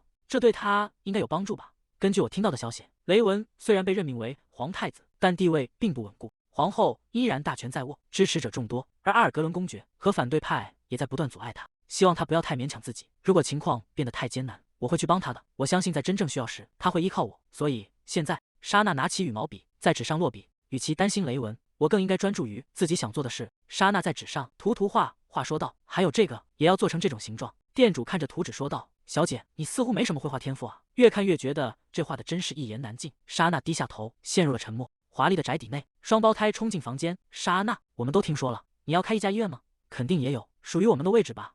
伊芙琳拦在前面，安静点，能不能冷静一下，离莎娜大人远点？莎娜无奈地说道：“放松点，我确实给你们2个安排了任务，我没打算亲自进行那些治疗，我会找一个代理人来替我坐镇。”双胞胎问道：“是谁？”莎娜回应道：“玛利亚。”这主意很棒吧？如果让玛利亚当医生，没人会怀疑温特沃斯参与其中，而且他是抚养我的人，在公馆的时候，我就一直在他手下学习，这样一弹3鸟，我已经得到玛利亚的许可了。双胞胎脸色阴沉，这就是问题所在，我以为终于能摆脱训练了。艾弗琳拍着手说道：“所以莎娜大人的意思是让玛利亚当正式医生，她自己当医院的吉祥物。”莎娜纠正道：“不是吉祥物，只是……”艾弗琳兴奋地打断道：“我觉得这主意太棒了，危险的人都会去找玛利亚，对吧？这样莎娜大人就安全了，不会像上次那样被绑架，把所有危险都推给玛利亚吧？”莎娜无奈地说道：“我不是那个意思。”她看向两人问道：“对了，里昂、伊安，你们明年要进学院吧？”双胞胎回应道：“按时间看是这样，但我们没理由去学院。我们从小就在温特沃斯骑士团接受训练，他黎明时分就在上侍从课了，所以获得骑士爵位完全没有问题。学院没什么好学的，再多上1小时，玛利亚的课更有用。只要能获得爵位，让我们留在你身边，就算辛苦也行。”莎娜回应道：“不，如果有机会学习那很重要，我也在单独上课，并跟着玛利亚训练，所以你们2个也应该入学去学习。如果你们同意入学，在那之前，我会让你们在这里工作。双胞胎惊喜地问道：“真的吗？”莎娜补充道：“但我付不起太多薪水，甚至可能暂时没钱。”双胞胎回应道：“反正我也没指望拿钱。”宽敞的会客室内，玛利亚拿着文件说道：“其实没必要签一份新契约。”阿奈斯摇头回应道：“不，我们应该正式一点，这样你也会更安心。我们已经共事多年，想要一段关系长久，就必须更加谨慎。尤其是我正把最珍贵的宝物托付给你。”现在的温特沃斯公爵夫人看起来沉稳优雅，享受着上流社会的生活。但在生下莎娜之前，阿奈斯曾是罕见的7阶大魔法师。我们的佣兵团正是因为那段往事才与他结缘。凯尔公爵也是如此，虽然现在是威严的领主，但曾经的他脾气和剑术一样出名。2人作为对手频繁冲突，最终却结为夫妻。阿奈斯原本是勒波雷侯爵家的2女儿，她看起来开朗亲切，实际上却谨慎细致，很难轻易相信他人。这正是魔法师的特质。自从保姆绑架了女儿，他几乎断绝了与勒波雷家族的所有联系。在查出真凶之前，他拒绝与外界接触，直到现在。为了让我安心，玛利亚看着文件说道：“你刚才说话的样子就像是在续约，但实际上你只是想再次确认我的心意吧？”阿奈斯叹了口气说道：“虽然他最后同意了，但如果他拒绝，或者因此讨厌我们，该怎么办？”玛利亚回应道：“你在莎娜小姐面前看起来很有信心。”阿奈斯苦笑道：“作为父母，我们想表现得沉稳，但这不代表不担心。”玛利亚继续说道：“我的实力还没退步，虽然在这里工作，佣兵等级下降了，但直觉依然敏锐。现在莎娜在社交界太引人注目了，甚至传出了她是雷文皇太子未婚妻的消息。这不仅是皇后的固执，更是为了保护她。皇后的诅咒是由恶魔施加的，而莎娜是那个彻底打破诅咒的人。你觉得那些人会轻易放过她吗？他们会不惜代价挖掘莎娜的真实身份。”阿奈斯点头说道：“没错，如果被发现是他解开了那个诅咒，他肯定会成为目标，所以我们才让他靠近雷文皇太子。这样，即使有人发现他当时去过皇宫，也不会怀疑到他身上。”玛利亚担忧地问道：“但这难道不会让他陷入更大的危险吗？”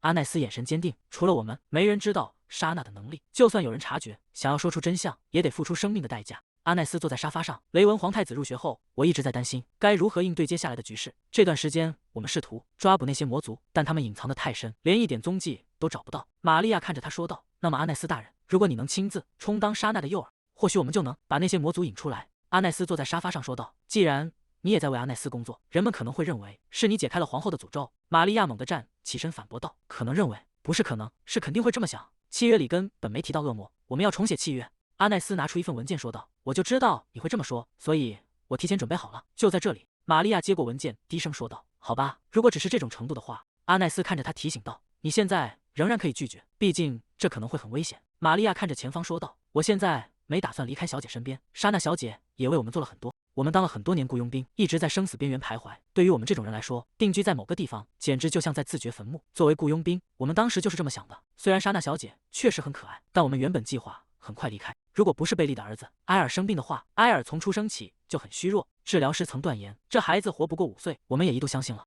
从小就作为雇佣兵劳作，我们的身体逐渐变得虚弱。直到某一天，就伤痕竟然消失了，无论是细小的痕迹，还是长期的阵痛，全都消失不见。那个男孩也像奇迹般变得健康起来。显而易见，这是谁的杰作？在那之后，贝利宣布他们要定居在阿奈斯领地。艾拉虽然没说什么，但他的想法应该也一样。当然，我也感同身受。莎娜小姐非常珍贵，我们都想守护她，况且没有理由拒绝这么有趣的事情。玛利亚看着契约书，露出微笑。伊安和里昂站在楼前，看着眼前的建筑。伊安看着眼前的建筑问道：“这不是赶工出来的吧？”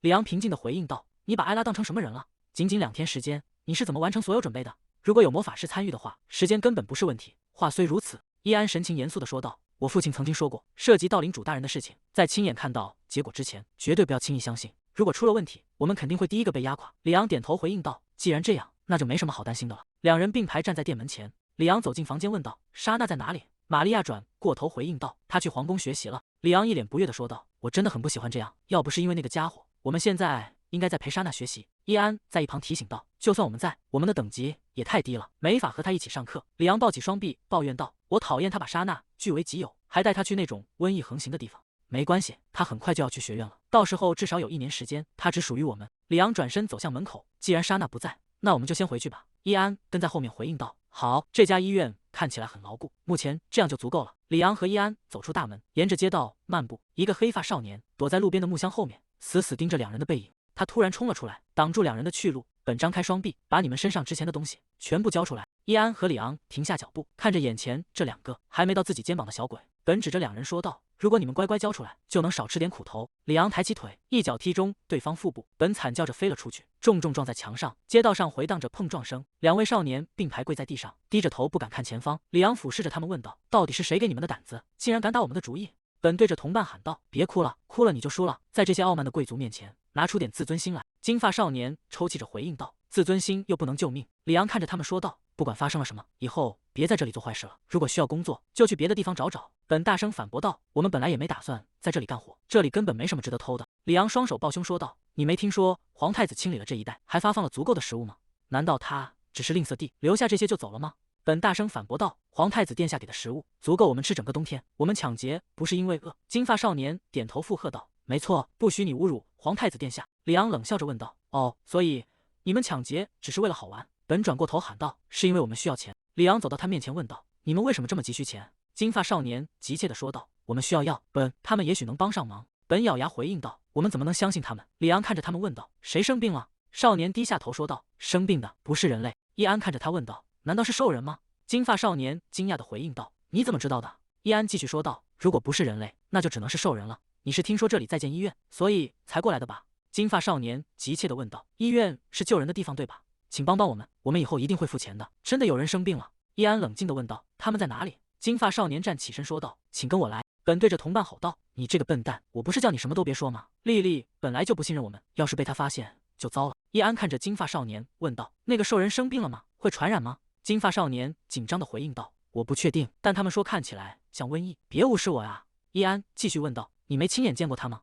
金发少年解释道：“杰克说那是传染病，不让我们靠近他。就算没生病，丽丽也很讨厌人类，总是和人保持距离。他现在也躲在某处，在生病之前，只要有人靠近他，就会逃跑。”李昂在一旁问道：“那成年的兽人呢？”金发少年低声回应道：“丽丽是独自一人，杰克说他只认识我们。杰克是我们的另一个朋友，也是个兽人少年，大人总叫我们别和他玩。”易安凑近李昂，低声说道：“那些孩子似乎就住在这附近。那个叫丽丽的小兽人，目前正躲起来生活，只有杰克在照顾他。”易安转过头，笑着问道：“你觉得呢，李昂？”李昂一脸无奈地回应道：“你总是决定好了才来问我。”易安神情坚定地说道：“莎娜亲口说过，我们的职责就是把病人带到医院去。虽然医院还没正式开业，但我们不能坐视不管。”两人低声商量着，准备开始行动。易安和李昂挺起胸膛：“我们是莎娜的救援骑士，你能告诉我们丽丽现在在哪里吗？”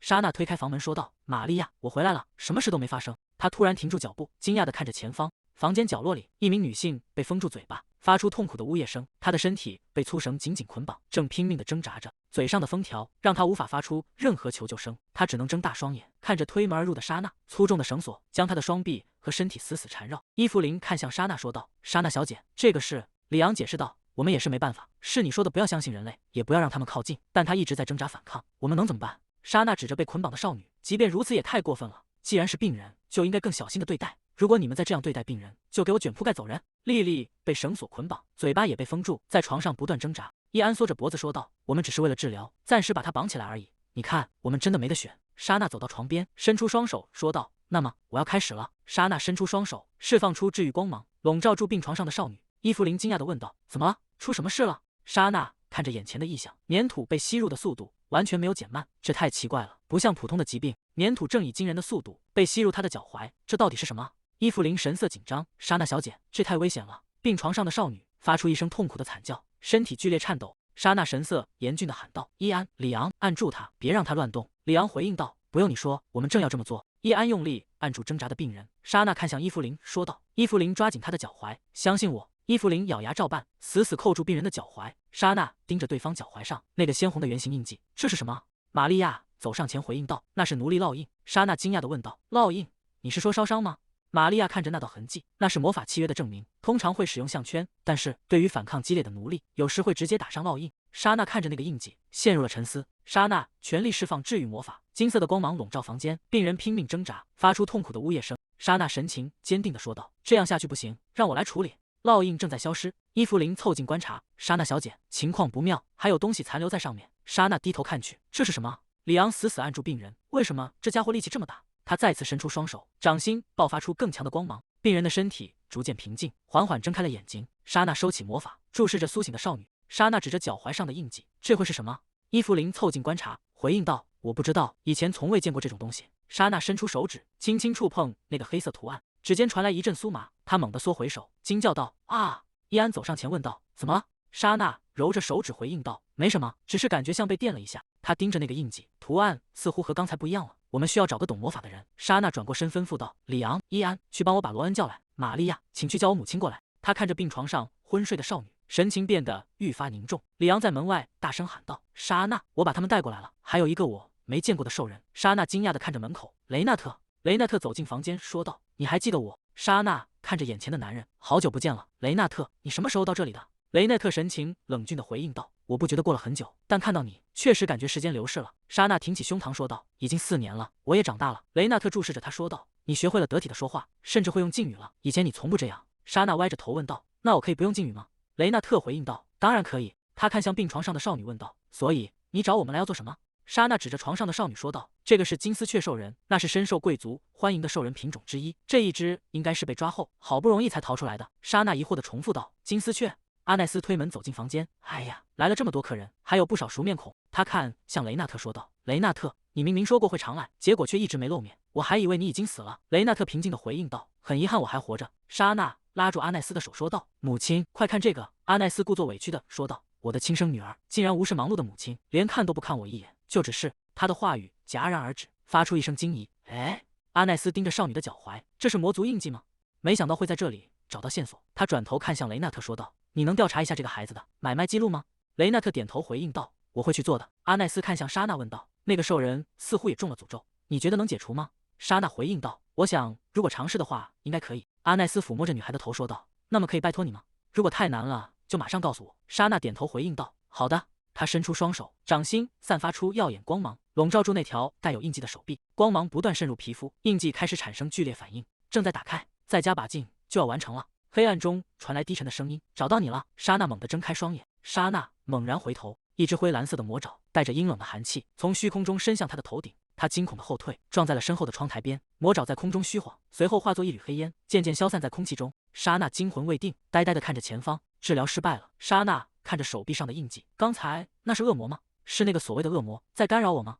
他攥紧拳头，竟敢破坏我第一个病人的治疗，给我等着！如果再让我见到你，绝不会放过你！莉莉躺在床上，双眼紧闭，陷入了沉睡中。玛利亚恭敬地问道：“莎娜小姐，明天开始在医院工作吗？”莎娜摇头回应道：“不，虽然里昂和伊安带了病人，但订购的物品还没到，我们下周再开业，而且雷文下个月就要进入学院了。这周末我们要一起喝茶，所以会很忙。”玛利亚弯腰行礼道：“我明白了，那我就先告辞了。”莎娜叮嘱道：“如果那个兽人醒过来，并且引起骚乱的话，你必须立刻叫我。”玛利亚点头离去。好了，快去休息吧，别担心，我会处理好的。莎娜独自坐在沙发上，看着空荡荡的房间。凯尔坐在桌边说道：“原来是这样，我们的女儿因为太难解释，就把她打晕了。”莎娜流着冷汗回应道：“不是那样的。”阿奈斯看着他问道：“你今天要回医院继续那个没完成的医生游戏吗？”莎娜摇头回应道：“不，今天我打算等那个兽人醒来，我需要先检查他的状况，并在治疗前做出诊断。说起来，我从未听过关于长辈亲戚的事，既然爸爸妈妈从没提过，我也没问，毕竟亲戚并不总是站在你这一边的。”阿奈斯端起茶杯，他们为他建了一整栋楼，他却管这叫医生游戏，含着金汤匙出生，果然不一样。凯尔放下茶杯说道：“顺便一提，一旦雷文殿下进入学院，莎娜可能会感到寂寞吧？”莎娜立刻回应道：“一点也不，我反而很高兴。”他好奇地问道：“莎娜，你讨厌学习吗？”“我不喜欢。”“那雷文殿下呢？”莎娜停顿了一下，回应道：“他不讨厌，虽然他有时挺烦人的。”凯尔轻笑一声说道：“哦，所以你的意思是，这总比和陌生人待在一起好？”莎娜微笑着说道：“当然，雷文其实很善良，当我烦得受不了打他时，他都会受着。”凯尔无奈地问道：“那是你的标准吗？”“他长得很帅。”莎娜继续说道：“我可以忽略一定程度的烦人。”看到凯尔的表情，他连忙补充道：“当然，爸爸你更帅。”莎娜起身离开茶室，穿过长长的走廊，推开了卧室的大门。她走到床边坐下，看着依然昏睡的莉莉，还是没有醒来的迹象。莎娜看着床上的莉莉，是治疗过程中出了什么问题吗？她注意到桌上的热汤，这是玛利亚准备的。莉莉动了动手指，缓缓睁开双眼。莎娜惊喜地凑上前问道：“啊，你醒了吗？是我的声音吵醒你了吗？”莎娜端着热汤说道：“你能吃这个吗？我想你可能饿了，所以准备了它，趁热吃吧。”见对方没有反应，她继续说道：“如果你现在不想吃也可以，我没想伤害你，很抱歉之前用了粗鲁的方式。”莉莉低着头回应道：“你在撒谎。”莎娜急忙解释道：“不是撒谎，你已经不发烧了，不信你看。”莉莉冷冷地说道：“魔法和神力对兽人根本没用，你是连这都不知道的笨蛋吗？”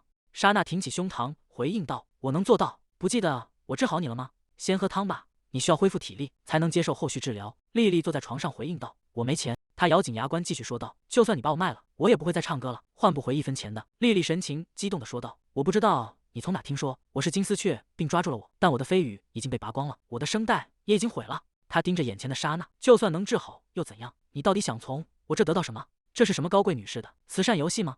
想通过帮助比你可怜的人来获得优越感？丽丽冷笑着说道：“我见过很多像你这样的人，你觉得我会感激涕零吗？”莎娜将食物递到他嘴边，丽丽愣住片刻，喊道：“你在干什么？”莎娜平静地问道：“怎么，不好吃吗？”丽丽推开手，愤怒地吼道：“你觉得我会吃人类给的东西？我知道你的计划，想让我放下戒心再下药。我再也不会相信人类了。你们绑架了我的家人，他们折断了我的翅膀，甚至杀死了我的妹妹，我绝对不会。”丽丽浑身颤抖，死死盯着眼前的莎娜。莎娜端着碗说道：“先把这个吃了，你需要恢复体力。”丽丽猛地挥手吼道：“你没听到我说的话吗？我才不吃这种垃圾！”莎娜看着她说道：“你那先走一步的妹妹，一定希望你能健康快乐，而不是像这样伤害自己。”丽丽咬牙问道：“你懂什么？”莎娜垂下眼帘说道：“我也有再也见不到的人，我也曾为他们祈祷，就像从未遭遇不幸那样。虽然独自生活很辛苦，但我依然希望他们每天都能幸福微笑。你一直以来过得很辛苦吧？”丽丽沉默不语。莎娜端着食物坐在床边看着丽丽，丽丽紧紧抓着床单，低头不语。莎娜伸手拍了拍丽丽的肩膀，说道：“黑小鬼，我们一起玩吧。”丽丽猛地抬头喊道：“滚开，别叫我小鬼！”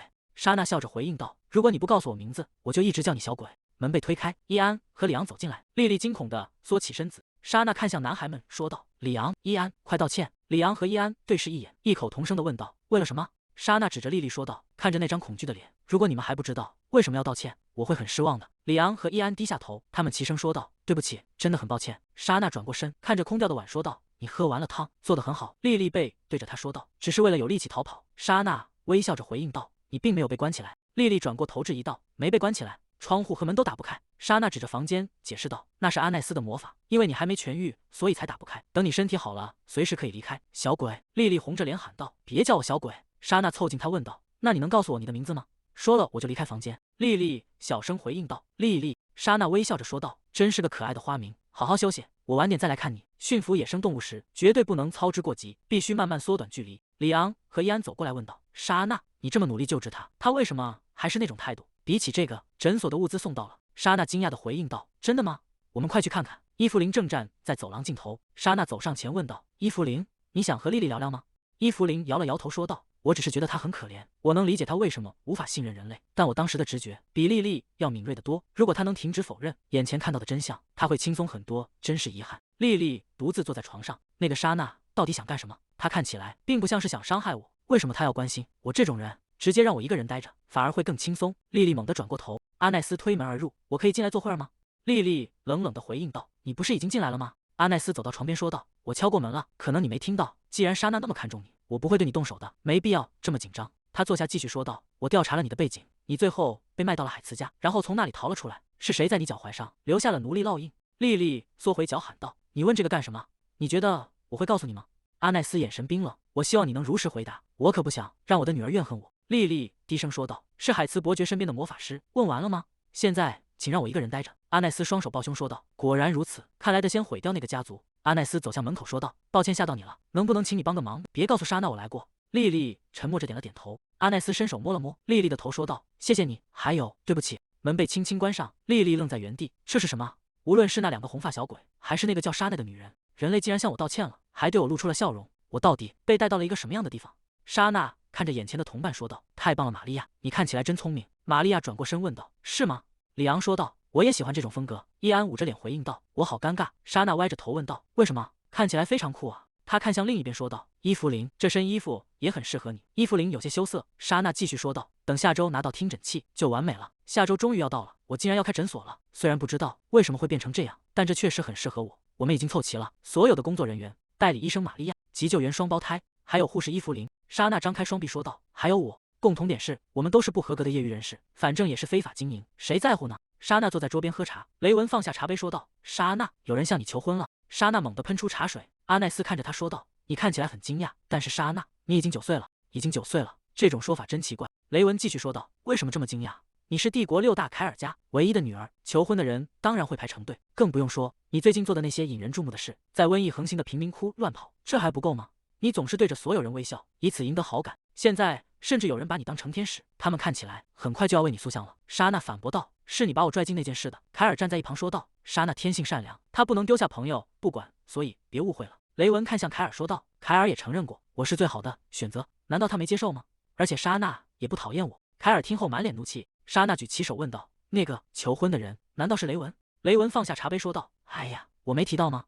莎娜大声喊道，你绝对没说过。雷文神色认真的说道，虽然很突然，但没有其他选择，因为向你求婚的人是第一皇子。莎娜愣在原地，什么？第一皇子向我求婚？他为什么要这么做？雷文看着前方说道，我不知道原因，但他肯定在策划什么。第一皇子据说是雷文同父异母的哥哥，皇帝的长子，因为复杂的情况没能被立为皇太子。传闻中他体弱多病。雷文继续说道，既然皇室先提出了求婚，我们需要一个正当理由来拒绝他，那个理由就是你已经与我订婚了。莎娜说道，你应该早点告诉我，我真的吓了一跳。虽然雷文确实比从未见过的第一皇子好，但他比我大10岁。雷文问道，莎娜，你难道讨厌我吗？他大概讨厌我吧。雷文直视着他说道，我喜欢你。莎娜愣了一下问道，这不是真正的订婚吧？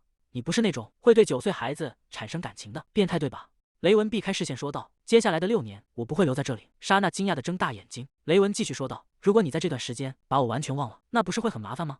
如果不把你绑在身边，哪怕只是形式上的，我也会感到不安。当然，我每个假期都会回来，只要有时间就会来看你。莎娜看着他，搞什么？说的好像6年见不到一样。雷文继续说道，你觉得我会坐视不管吗？看着我宣称属于我的东西被别人纠缠，我已经厌倦否认了。凯尔走上前警告道，注意你的言辞殿下。雷文笑着回应道，哎呀，我差点忘了您也在这。凯尔冷冷地说道，这纯粹是挡箭牌订婚，所以别动歪心思，专心去学习吧。雷文微笑着回应道，但我并不打算对我的未婚妻漠不关心。凯尔与雷文视线交锋，空气中火花四溅。皇后坐在桌边说道，你们2个为什么不去散步呢？雷文起身行礼说道，那是最好的提议，皇后陛下。雷文牵起莎娜的手，两人穿过花园的长桥，走向远处的树林。莎娜走在小径上叫道，雷文，我现在理解情况了，但你真的没关系吗？我才9岁，而你已经14岁了。雷文停下脚步问道，那又有什么关系？莎娜继续说道，你在学院的时候会约会或者做别的事吧？有个未婚妻难道不麻烦吗？雷文沉默地看着他。莎娜摆着手说道，你不用担心这个，反正以后会解除婚约，你就放心的去约会吧，多见见不同的人，多交些朋友。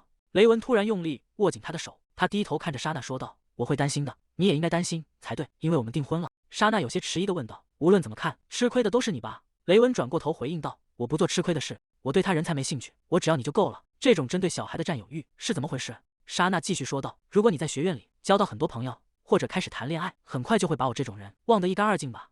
雷文突然凑近盯着他的眼睛，大概是这样吧。这个傲慢的皇子真该快点长大。第2天，莎娜看着推门而入的人，你怎么在这里？你不是说很忙吗？雷文微笑着走近说道，为了和未婚妻培养感情，在出发去学院之前，我推掉了所有日程。莎娜追问，你这是什么意思？伊安挡在身前说道，请别突然闯入，给莎奈添麻烦。殿下，莎娜和你在一起很不舒服吧？雷文无奈地反驳道，哪里看出来他不舒服？我们是老朋友，我还是他的未婚夫，不舒服的应该是你们吧？伊安不甘示弱地说道，我们一直陪在他身边，几乎住在一起，莎娜绝不会觉得不舒服。雷文摊开手问道，那我直接问莎娜，莎娜，你和谁更亲近？是我还是他们？肯定是我这个未婚夫吧？里昂立刻回应道，不是我们。身后传来冷淡的声音，你们3个都不是。莎娜搂住伊芙琳说道，我最亲近的人是伊芙琳，知道了吗？莎娜看向双胞胎说道，你们该出发了，不是还要去见人吗？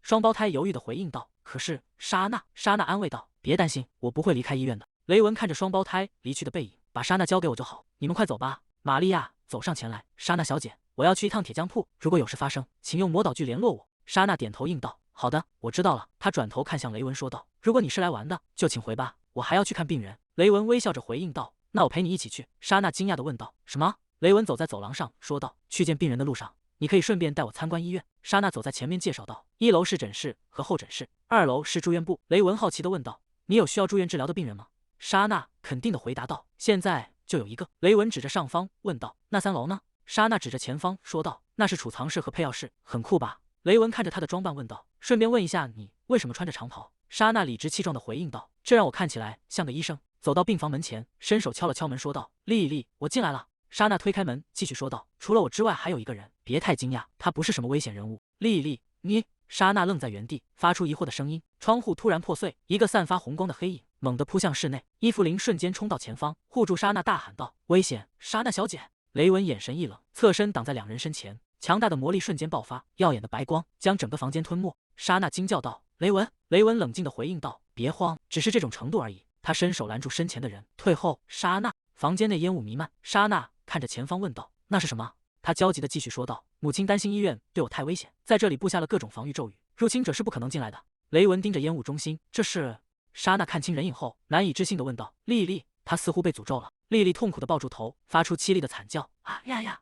她猛地抬起头，露出狰狞的表情，对着前方疯狂嘶吼。莉莉嘶吼着扑向前方，莎娜指着前方大喊道：“挡住他！”伊芙琳瞬间闪身而出，伸手挡住莉莉的攻击，顺势按住对方的肩膀。莉莉疯狂地挣扎着，伊芙琳猛地发力，将她整个人按倒在地上。雷文看着莉莉身上散发的黑气，看来只有我能看见。莎娜焦急地说道：“既然知道，就快点让开，别在那傻站着。”雷文语气平淡地回应道：“有诱饵更好。”莎娜愤怒地质问：“别以为你的神器厉害就掉以轻心，你的护卫都去哪了？”雷文转过头回应道：“我把他们甩掉了。”莎娜难以置信地喊道：“你是疯了吗？为了引出这种东西，你打算在生意开始前就把一切都毁掉吗？”伊芙琳死死按住莉莉说道：“莉莉才刚刚恢复健康，所以才被送到医院。”她看着身下挣扎的人，莉莉绝不可能像这样发狂。莉莉猛地挥动手臂，将伊芙琳重撞在墙上。莎娜惊恐地喊道：“伊芙琳！”伊芙琳跌坐在地上，痛苦地呻吟着：“莎娜小姐，快离开这里！”莉莉身上缠绕着黑影，指甲变得如利刃般尖锐，一步步逼近。雷文冷静地注视着，并没有立刻出手。莎娜焦急地说道：“这已经不是我们能解决的问题了，必须马上联系玛利亚。”她伸手摸向胸口，脸色瞬间变得惨白。哎，不见了！莎娜看着空荡荡的领口，哇呀，什么时候掉的？莉莉发出一声嘶吼，再次扑向雷文。雷文侧身躲过攻击，指尖凝聚起耀眼的蓝光。雷文挥动手臂，释放出耀眼的蓝色魔力，将扑来的莉莉震飞。莉莉重重摔在地上，身体扭曲着，再次挣扎爬起。她顶着魔力的冲击，强行穿过蓝色光幕，伸手抓向前方。莉莉尖锐的指甲划破了魔力屏障，带起一阵刺眼的火花。她猛地挥动手臂，击碎了防御层。雷文露出惊讶的神色，没料到对方能突破防御，他的袖口被割破，碎片在空中飞舞。雷文闷哼一声，雷文咬紧牙关，看着手臂上的伤口。莎娜在远处惊叫道：“雷文！”莉莉猛然扑向雷文，莎娜挡在身前喊道：“雷文，他一直在针对你，快跑，快点离开这里！”雷文咬牙喊道：“该死！”莎娜，他猛地拉过莎娜，用脊背挡住落下的利刃，鲜血溅在空中。雷文闷哼一声，背部被划开巨大的伤口，他忍痛微笑着回应道：“这比你受伤要好，毕竟你没法治愈自己。”莎娜惊恐地问道：“雷文，你疯了吗？”雷文跪在地上喊道：“莎娜！”他伸手抓住莎娜的手腕，别做傻事，老实待在这里。莎娜甩开他的手，回应道：“受伤的人是你，退后，老实待着，别动。”雷文焦急地喊道：“现在受伤重要吗？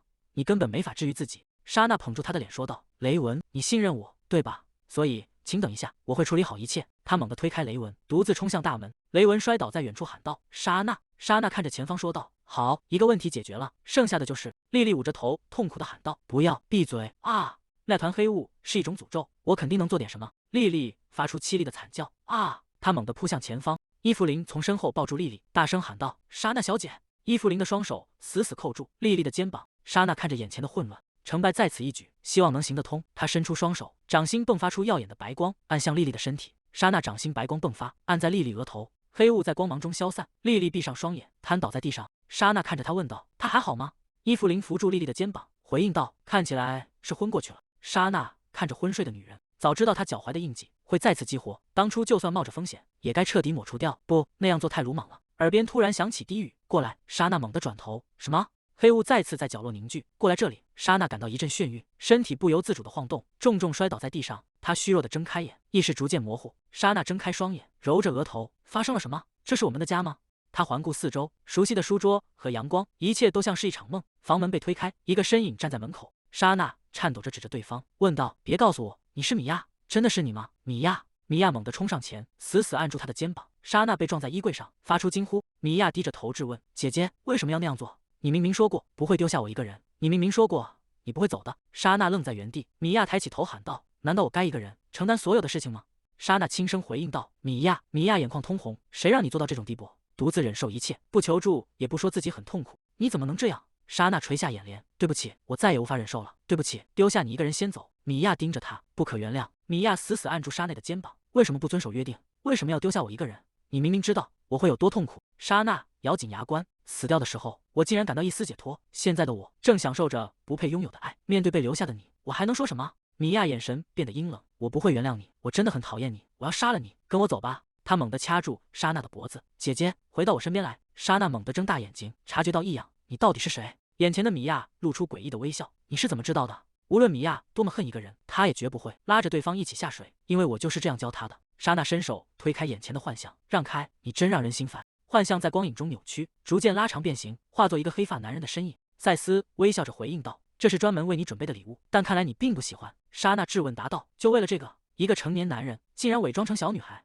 莎娜环顾四周的黑暗，顺便问一下：“这里是什么地方？你到底是谁？”赛斯优雅地回应道：“我的名字是赛斯，我是贝利亚大人的部下，魔界侯爵麾下的一名随从。”赛斯看着面前的人说道：“如果你偶尔在梦里见我，即便我的雇主希望，我也不会杀掉皇太子。我的雇主执着于暗杀，所以即便失败也不算违背契约。只要他没死，你就能救活他，这对你来说没有损失，你应该很清楚吧？”他凑近莎娜耳边：“你的监护人冒死藏了你4年，是因为我随时能杀了你，你的权利保护不了你。这笔交易值得一试吗？”莎娜抬头问道：“你现在是在威胁我吗？”赛斯微笑着回应道：“听起来很像，不是吗？”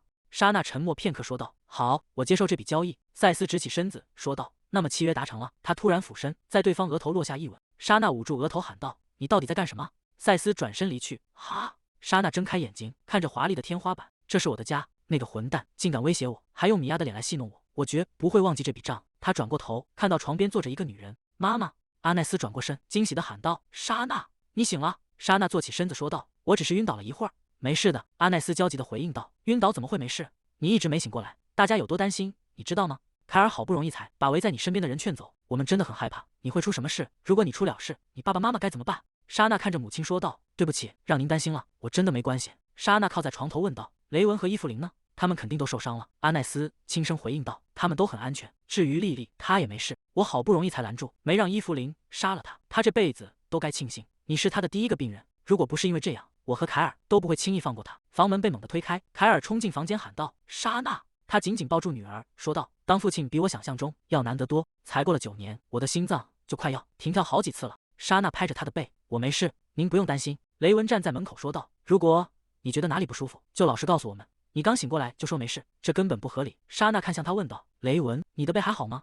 雷文背对着他说道：“现在不是担心我的时候，但我认为同意那笔交易是正确的决定。”莎娜惊讶地问道：“你说你没事是什么意思？为什么不去接受治疗？”雷文侧过头回应道：“如果别人发现我受伤了，事情会变得更麻烦。只要你治好我，就当什么都没发生过，没必要为了这点小事大动干戈。”莎娜叹了口气说道：“过来这里。”雷文脱掉上衣，坐在床边的长凳上，露出背部狰狞的伤口。“如果我说治愈他人会消耗我的生命力，他们肯定不会让我做吧？绝不能让这个秘密泄露。如果被父母知道，不知道他们会做出什么。”他说：“只需要几秒钟，现在应该还没问题。”莎娜伸出手，掌心散发出柔和的光芒，覆盖在伤口上。那个叫赛斯的家伙至少遵守了诺言。如果他真的想杀雷文，趁我昏迷时就能动手。虽然感觉很糟糕，但同意那笔交易确实是正确的选择。耳边传来低语：“莎娜小姐。”莎娜看向门口喊道：“伊芙琳。”伊芙琳站在台阶下，低头沉默不语。莎娜快步走下楼梯，一把抱住对方，说道：“谢谢你保护了我，伊芙琳。”伊芙琳紧紧回抱住他：“我会变强的，我一定会变得更强。”莎娜笑着回应道：“你还要变得多强？你已经做得足够好了。”走廊另一头传来脚步声，莉莉低着头走上台阶。莎娜松开怀抱问道：“莉莉，你哪里受伤了吗？”莉莉停下脚步：“请快点杀了我吧，我来这里就是为了请求您杀了我。”莉莉低头说道：“杀了我吧，我来这里就是为了让你杀了我。”莎娜惊讶地问道：“你在说什么？”“在我做了这么多照顾你的事情之后。”莉莉回应道：“我伤害了这里的每一个人，我必须付出代价。”莎娜微笑着说道：“你当时被诅咒控制了，我全都知道。”莉莉看着他回应道：“你很奇怪。”两人在房间内对视，莉莉显得有些局促。莎娜问道：“莉莉，你对我感到抱歉吗？”莉莉大声说道：“我当然感到抱歉，我伤害了别人，却不像那些甚至感觉不到愧疚的人。”那么，莎娜指着对方说道：“用你的身体来偿还吧。”莉莉愣在原地。“什么？”莎娜慌张地挥手说道：“是用劳动偿还，我没说别的，千万不要误会。”罗恩问道：“你要在你的医院雇佣一个金丝雀兽人吗？”莎娜笑着说道：“莉莉只是被控制了，诅咒已经消失，所以没关系。”伊芙琳惊讶地问道：“没有诅咒，她甚至算不上威胁。”莎娜看着莉莉：“我让莉莉负责接待，但是为什么没有客人？”雷纳特回应道：“谁会走进一栋明显低着钱的建筑，在户外看起来很可疑？”莎娜看向罗恩问道：“你有生病的朋友吗？既然是医院开业第1周，我只收1半费用。”罗恩难以置信地问道：“你还要收医疗费？”莎娜生气地回应道：“不然呢？你以为我的钱是从地里挖出来的吗？”罗恩叹了口气说道：“我不认识这里的每一个兽人，我经营一家孤儿院，但有很多人不信任我。”莎娜好奇地问道：“孤儿院？”雷纳特解释道：“那些孩子还不能藏好耳朵和尾巴，所以我们分开保护他们。”他看着莎娜问道：“想看吗？”莎娜兴奋地回应道：“要看，要看！”雷纳特端起盘子说道：“跟我来，我带你去孤儿院。”莎娜紧跟在后：“真的吗？”莎娜兴奋地喊道：“这里是天堂吗？”看着奔跑的孩子们，他轻声说道：“所以这就是为什么不能让他们去外面。”雷纳特走近说道：“你可以靠近一点。”莎娜疑惑地问道：“我以为不准见人类，是这里的规定。”雷纳特停下脚步：“我已经把你带到这里，你是个例外。莎娜追问道：“为什么？”雷纳特看着他说道：“因为是我把你捡回来的，你现在已经是我的族群成员了。我是个物品吗？为什么人们总是在捡我？”雷文说他捡到了我，现在雷纳特也这么说。雷纳特低头问道：“你想加入我的族群吗？”莎娜抱起双臂，拒绝道：“不，我是唯一的人类，我会感到被排挤的。”雷纳特微笑着说道：“我也没有灰色的毛发，所以没关系。真遗憾，我希望当时就把你带走。”莎娜回应道：“那样爸爸妈妈会伤心的，所以我不会那样做。”雷纳特看着他，完全没有机会啊！几个兽人小孩跑过来：“大姐姐，陪我们玩吧。”莎娜愣住问道：“谁是大姐姐？”那些闪闪发光的眼睛真是太可爱了。莎娜被孩子们簇拥，在孤儿院度过了下午。夕阳西下，她回到了华丽的府邸。玛利亚迎上前问道：“玩得开心吗？”莎娜点头回应道：“我非常开心。”玛利亚一边梳头一边问道：“如果你那么喜欢孩子，为什么不直接资助？这比建医院要更容易，也更便宜。”莎娜看着镜子回应道：“罗恩和雷纳特从未请求过帮助，不请自来的帮助是很失礼的。如果有人看着你说道：‘哦，亲爱的，你真可怜，你看起来比我过得惨，所以拿着这个吧，这对我只是零钱，别担心。’你会怎么想？”玛利亚停下动作说道：“但是莎娜小姐，这是两码事吧？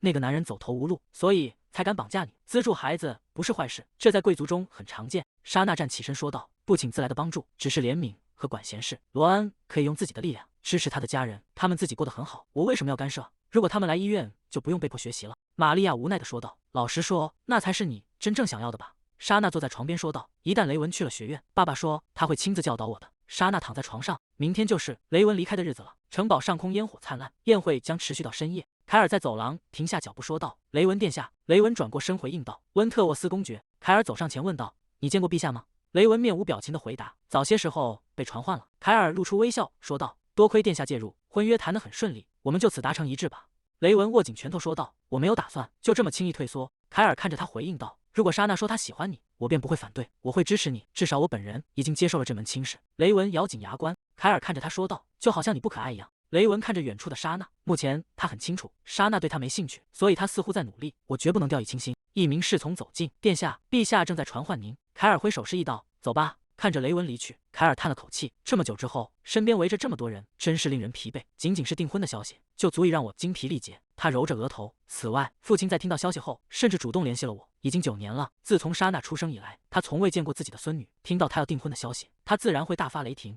凯尔看着窗外的夜色，我想我们不能永远再推迟这件事了。凯尔走进大厅，搂住阿奈斯说道：“我回来了。”阿奈斯轻声回应道：“欢迎回来，你一定累坏了。”凯尔靠在他肩头说道：“没有你的时候，真是无聊透顶。你有什么收获吗？”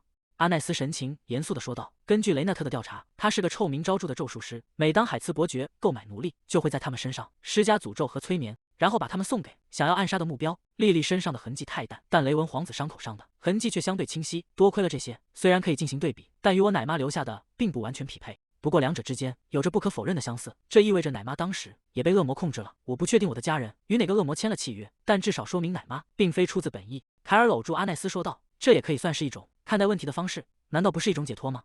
阿奈斯轻声回应道：“有一点吧。”凯尔抚摸他的脸问道：“你觉得能抓住那个缠着你的恶魔吗？”阿奈斯摇了摇头说道：“问题就在这里，他消失得无影无踪。海茨伯爵并不是真正的契约者，他身上没有与恶魔签约的迹象。魔法师说他是被其他人介绍过来的。在罗恩和雷纳特的共同协助下，我们正在盘问整个京城的人，想找到一心躲藏的人，绝非易事。莎娜说他现在很好，让我们别再找了。他到底在想什么？我完全看不透这个小脑袋里的想法。我们的女儿远比看起来要深沉，连我也读不懂她。她从小就像个大人，简直像是活过一辈子的人。”莎娜躺在床上，正翻看着书籍，门外传来敲门声。她坐起身问道：“是谁？”莎娜走下床去开门，雷文推开门说道：“嗨，莎娜。”莎娜问道：“雷文，这么晚了你来干什么？”雷文微笑着回应道：“来找你玩啊。”莎娜露出疑惑的神情。雷文收起笑容说道：“莎娜，我明天就要出发去学院了，你应该知道吧？”莎娜点头回应道：“我知道，你不久前刚说过。”雷文侧过身说道：“我本来空出了时间，想要好好陪陪你，但因为兽人族的事情，我们什么都没做成，所以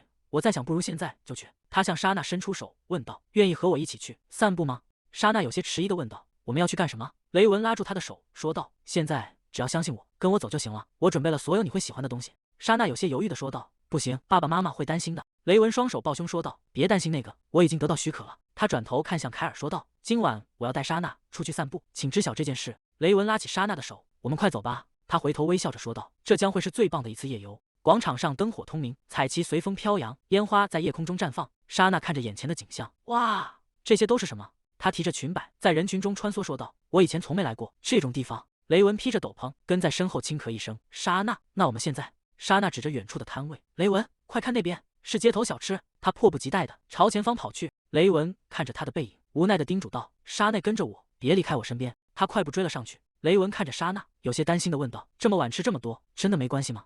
莎娜大口吃着烤肉，含糊地回应道：“如果现在不吃，以后就没机会了。”他停下动作，真诚地看向雷文说道：“雷文，真的很谢谢你，让我体验到这些。平时我根本不被允许碰这种食物，就算被允许，也只能尝一小口。”雷文看着他狼吞虎咽的样子说道：“好啦好啦，你慢点吃，没人会跟你抢的。”莎娜把烤串递到雷文面前问道：“雷文也要尝尝吗？味道真的很不错，还是说你太娇生惯养，不吃这种路边摊？”雷文立刻反驳道：“才不是那样。”他为了证明自己，张嘴咬下一块烤肉。两人来到喷泉旁，并排坐在长椅上。莎娜满足地感叹道：“哈，今晚真有趣。”雷文轻声回应道：“和你在一起，我也很开心。”莎娜看着夜色说道：“谢谢你，雷文，这是我第一次这么自由的四处走动，我永远不会忘记今晚。”雷文看着他的侧脸，沉默着没有说话，脸颊却微微泛红。雷文从怀里掏出一个精致的盒子：“莎娜，我有件东西要给你。”他打开盒子，里面躺着一枚金戒指。莎娜惊讶地问道：“戒指？怎么突然送这个？”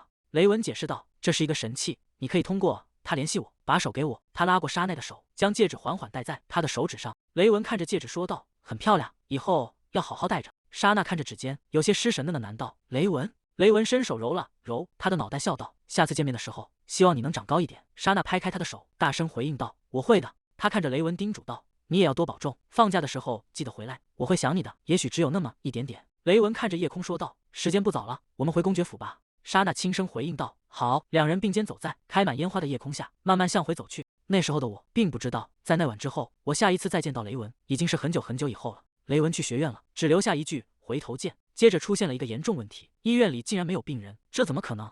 玛利亚快步走入房间说道：“莎娜小姐，有客人来了，而且是个人类。”莎娜惊喜地问道：“真的吗？我要躲在这里。”玛利亚看着躲在桌下的莎娜说道：“躲在那里，您可能什么都看不见。”莎娜回应道：“没关系。”玛利亚无奈地说道：“那请您躲好。”莎娜钻进桌底，终于迎来了开业后的第一位病人。只要他们进来，我就要用治愈魔法把他们完美治好。房门被推开，一位戴着礼帽的绅士走入。玛利亚坐在桌前问道：“请问您今天为何而来？哪里不舒服吗？”绅士摘下帽子回应道：“我听说在利埃雷姆可以见到一位天使。”玛利亚疑惑地重复道：“天使？”绅士张开双手继续说道：“那是一位会欣然握住受苦者之手的天使，只要他露出微笑，痛苦就像被洗净了一样。”躲在桌底的莎娜大喊道：“啊！”玛利亚被吓得剧烈咳嗽。绅士疑惑地问道：“治愈师？”玛利亚捂着嘴，尴尬地回应道：“抱歉，刚才不小心呛到了，请您继续说。”绅士笑着问道：“你碰巧认识那位天使吗？”玛利亚回应道：“我从未见过什么天使。”莎娜躲在桌底，紧张地捂住嘴巴。绅士指着桌底说道：“那么我想躲在那里的孩子也不是天使了。”玛利亚惊叫道：“是的。”绅士看向玛利亚问道：“你不是一直都在往桌子下面看吗？”玛利亚尴尬地笑道：“那个，您看。”绅士继续说道：“那里有细微的响动，就像小精灵在场一样，所以引起了我的注意。”玛利亚看着绅士，他来的时候就已经知道了一切，他看起来不像想要伤害莎娜小姐的人，所以玛利亚无奈地说道：“莎娜小姐，请出来吧，您已经被发现了。”莎娜从桌底爬出来说道：“玛利亚，你好。”绅士看着莎娜说道：“哦，原来你就是……比起天使，你更像个小仙女。我并不是什么天使，只是陪朋友去了一趟，传闻被夸大了。”莎娜看着老者问道：“那个爷爷？”绅士猛地站起身喊道：“什么？爷爷？能请你再说一遍吗？”玛利亚紧紧抱住莎娜。绅士平复情绪说道：“抱歉吓到你了，我只是太想听到这个称呼。我也有一个孙女，但已经9年没见过她了。她应该和你差不多大。她的孙女去世了吗？即便不是，听起来也是个悲伤的故事。那就先忽略天使的部分吧。”绅士微笑着说道：“你真的很漂亮，和我预想的一模一样。”莎娜疑惑地问道：“哎？”绅士摆手说道：“没什么，小姑娘，你叫什么名字？”莎娜回应道：“我叫莎娜。”绅士微笑着问道：“莎娜，如果你不介意的话，我可以经常来拜访你吗？”莎娜惊讶地问道：“来这里吗？”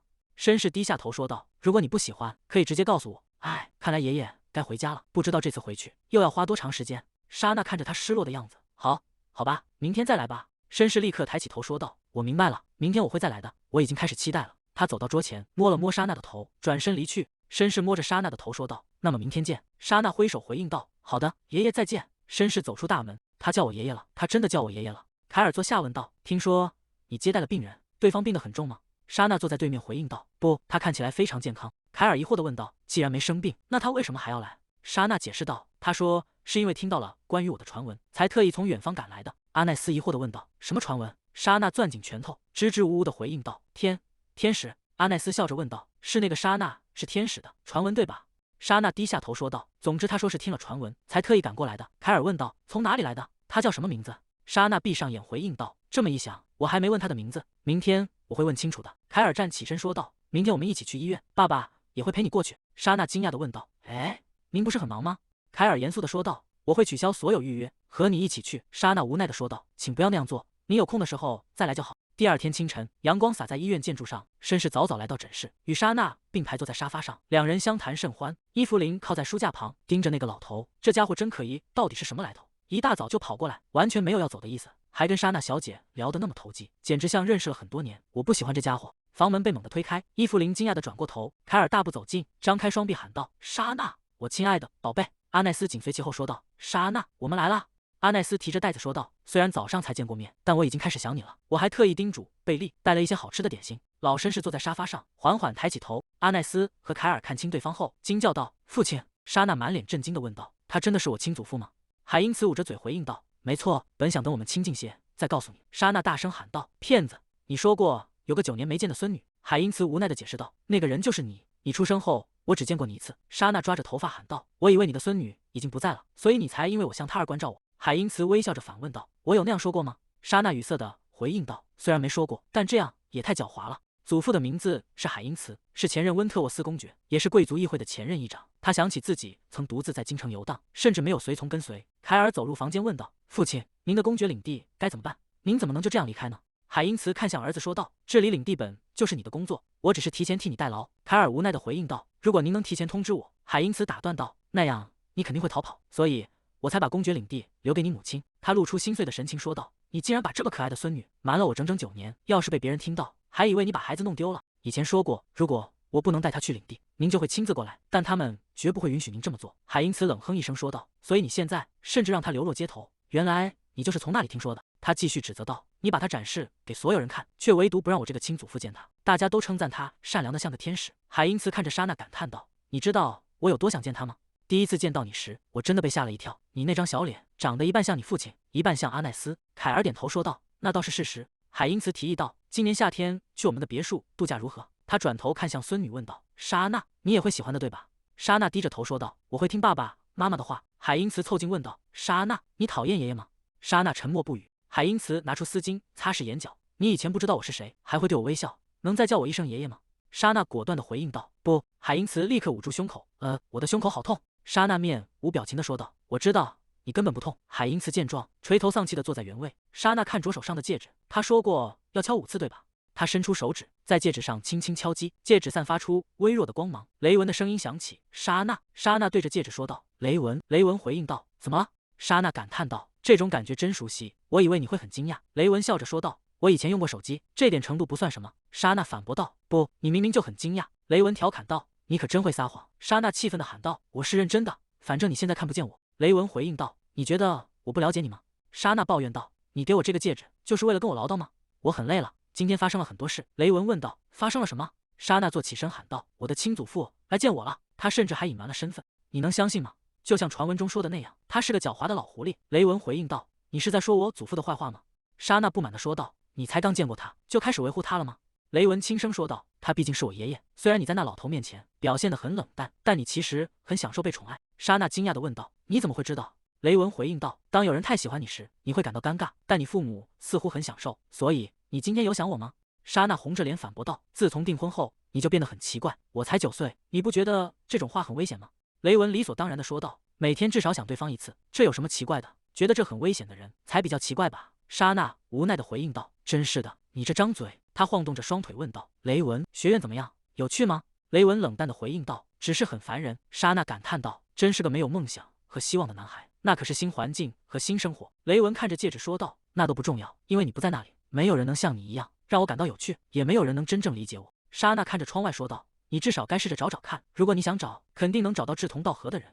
你只是不想找，因为你对别人不感兴趣。”雷文转过身回应道：“莎娜，你是我的未婚妻，别忘了这一点。”莎娜笑着说道：“我知道，但也许2年之内，你就会让我忘掉婚约，然后跑去和别人约会。我很慷慨的，就算你反悔，我也不会嘲笑你。”雷文陷入了沉默。莎娜继续说道：“总之，我们决定去爷爷的别墅度假。雷文，你什么时候能回来？”雷文回应道：“让我想想，如果运气好，大概6年。”莎娜惊讶地睁大眼睛：“哈？”雷文补充道：“也可能是8、9年。”莎娜难以置信地问道：“什么？雷文在戒指另一头说道：“所以我才让你保管好戒指。”莎娜焦急地问道：“等等，那我们要到那时才能见面吗？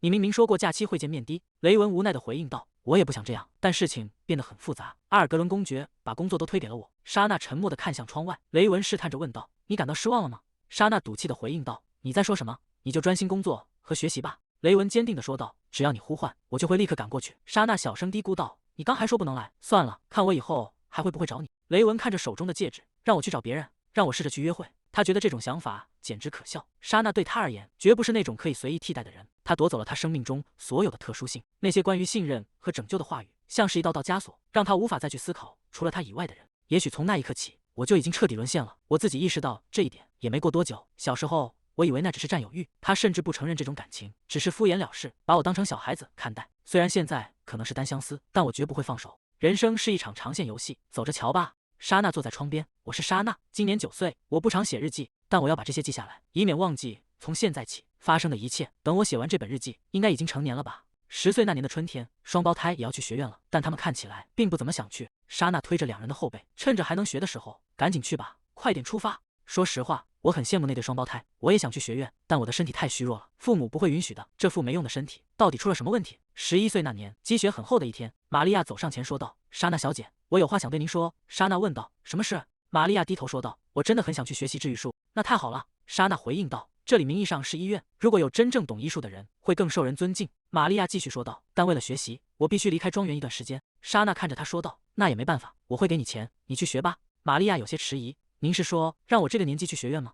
莎娜问道：“那你要去哪里学？”他用力握紧拳头。玛利亚紧紧抱住莎娜说道：“我会把工作交给埃拉，在我不在的时候，请一定要保重身体。”莎娜点头回应道：“好的，你也要照顾好自己，一定要回来。”玛利亚微笑着说道：“当然了，请别担心，莎娜小姐。”第二天，他离开了庄园，双胞胎早就去了学院。雷文也有3个月没有联系我了，大概是因为太忙吧。莎娜趴在桌上写日记，大家都离开了我的身边，这让我感到很难过。12岁生日那天，雷文送来了生日礼物，是满屋子的红玫瑰。送这么多花，我该拿它们怎么办？还不如送点好吃的。莎娜在花丛中发现了一张卡片，疑惑地问道：“这是什么？”“致我亲爱的未婚妻雷文这个疯子。”13岁那年的秋天，深夜里，我路过医院时，撞见了埃拉的秘密。埃拉惊慌地问道：“莎娜小姐，您怎么这个时间在这？”“莎娜小姐，这其实是……”莎娜看着两人说道：“没关系，我不会误会的。你们是去抢了奴隶市场，对吧？”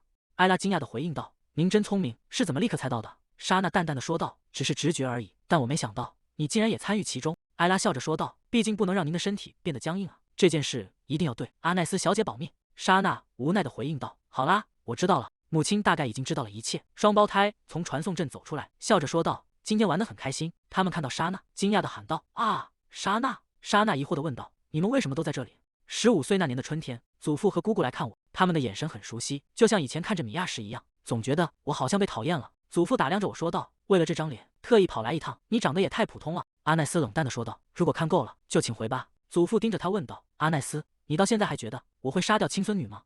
你似乎并不避讳在孩子面前说这些。”祖父继续说道：“当女儿误会自己是杀人凶手时，15年来就是这种结果。”姑姑在一旁解释道：“阿奈斯，我们真的什么都没做，难道你还不相信吗？那个孩子这期间遇到过什么危险吗？杀掉一个连魔力都没有的孩子，能有什么好处？”姑姑摊开手问道：“我们看起来像是会为了没好处的事去冒险的人吗？”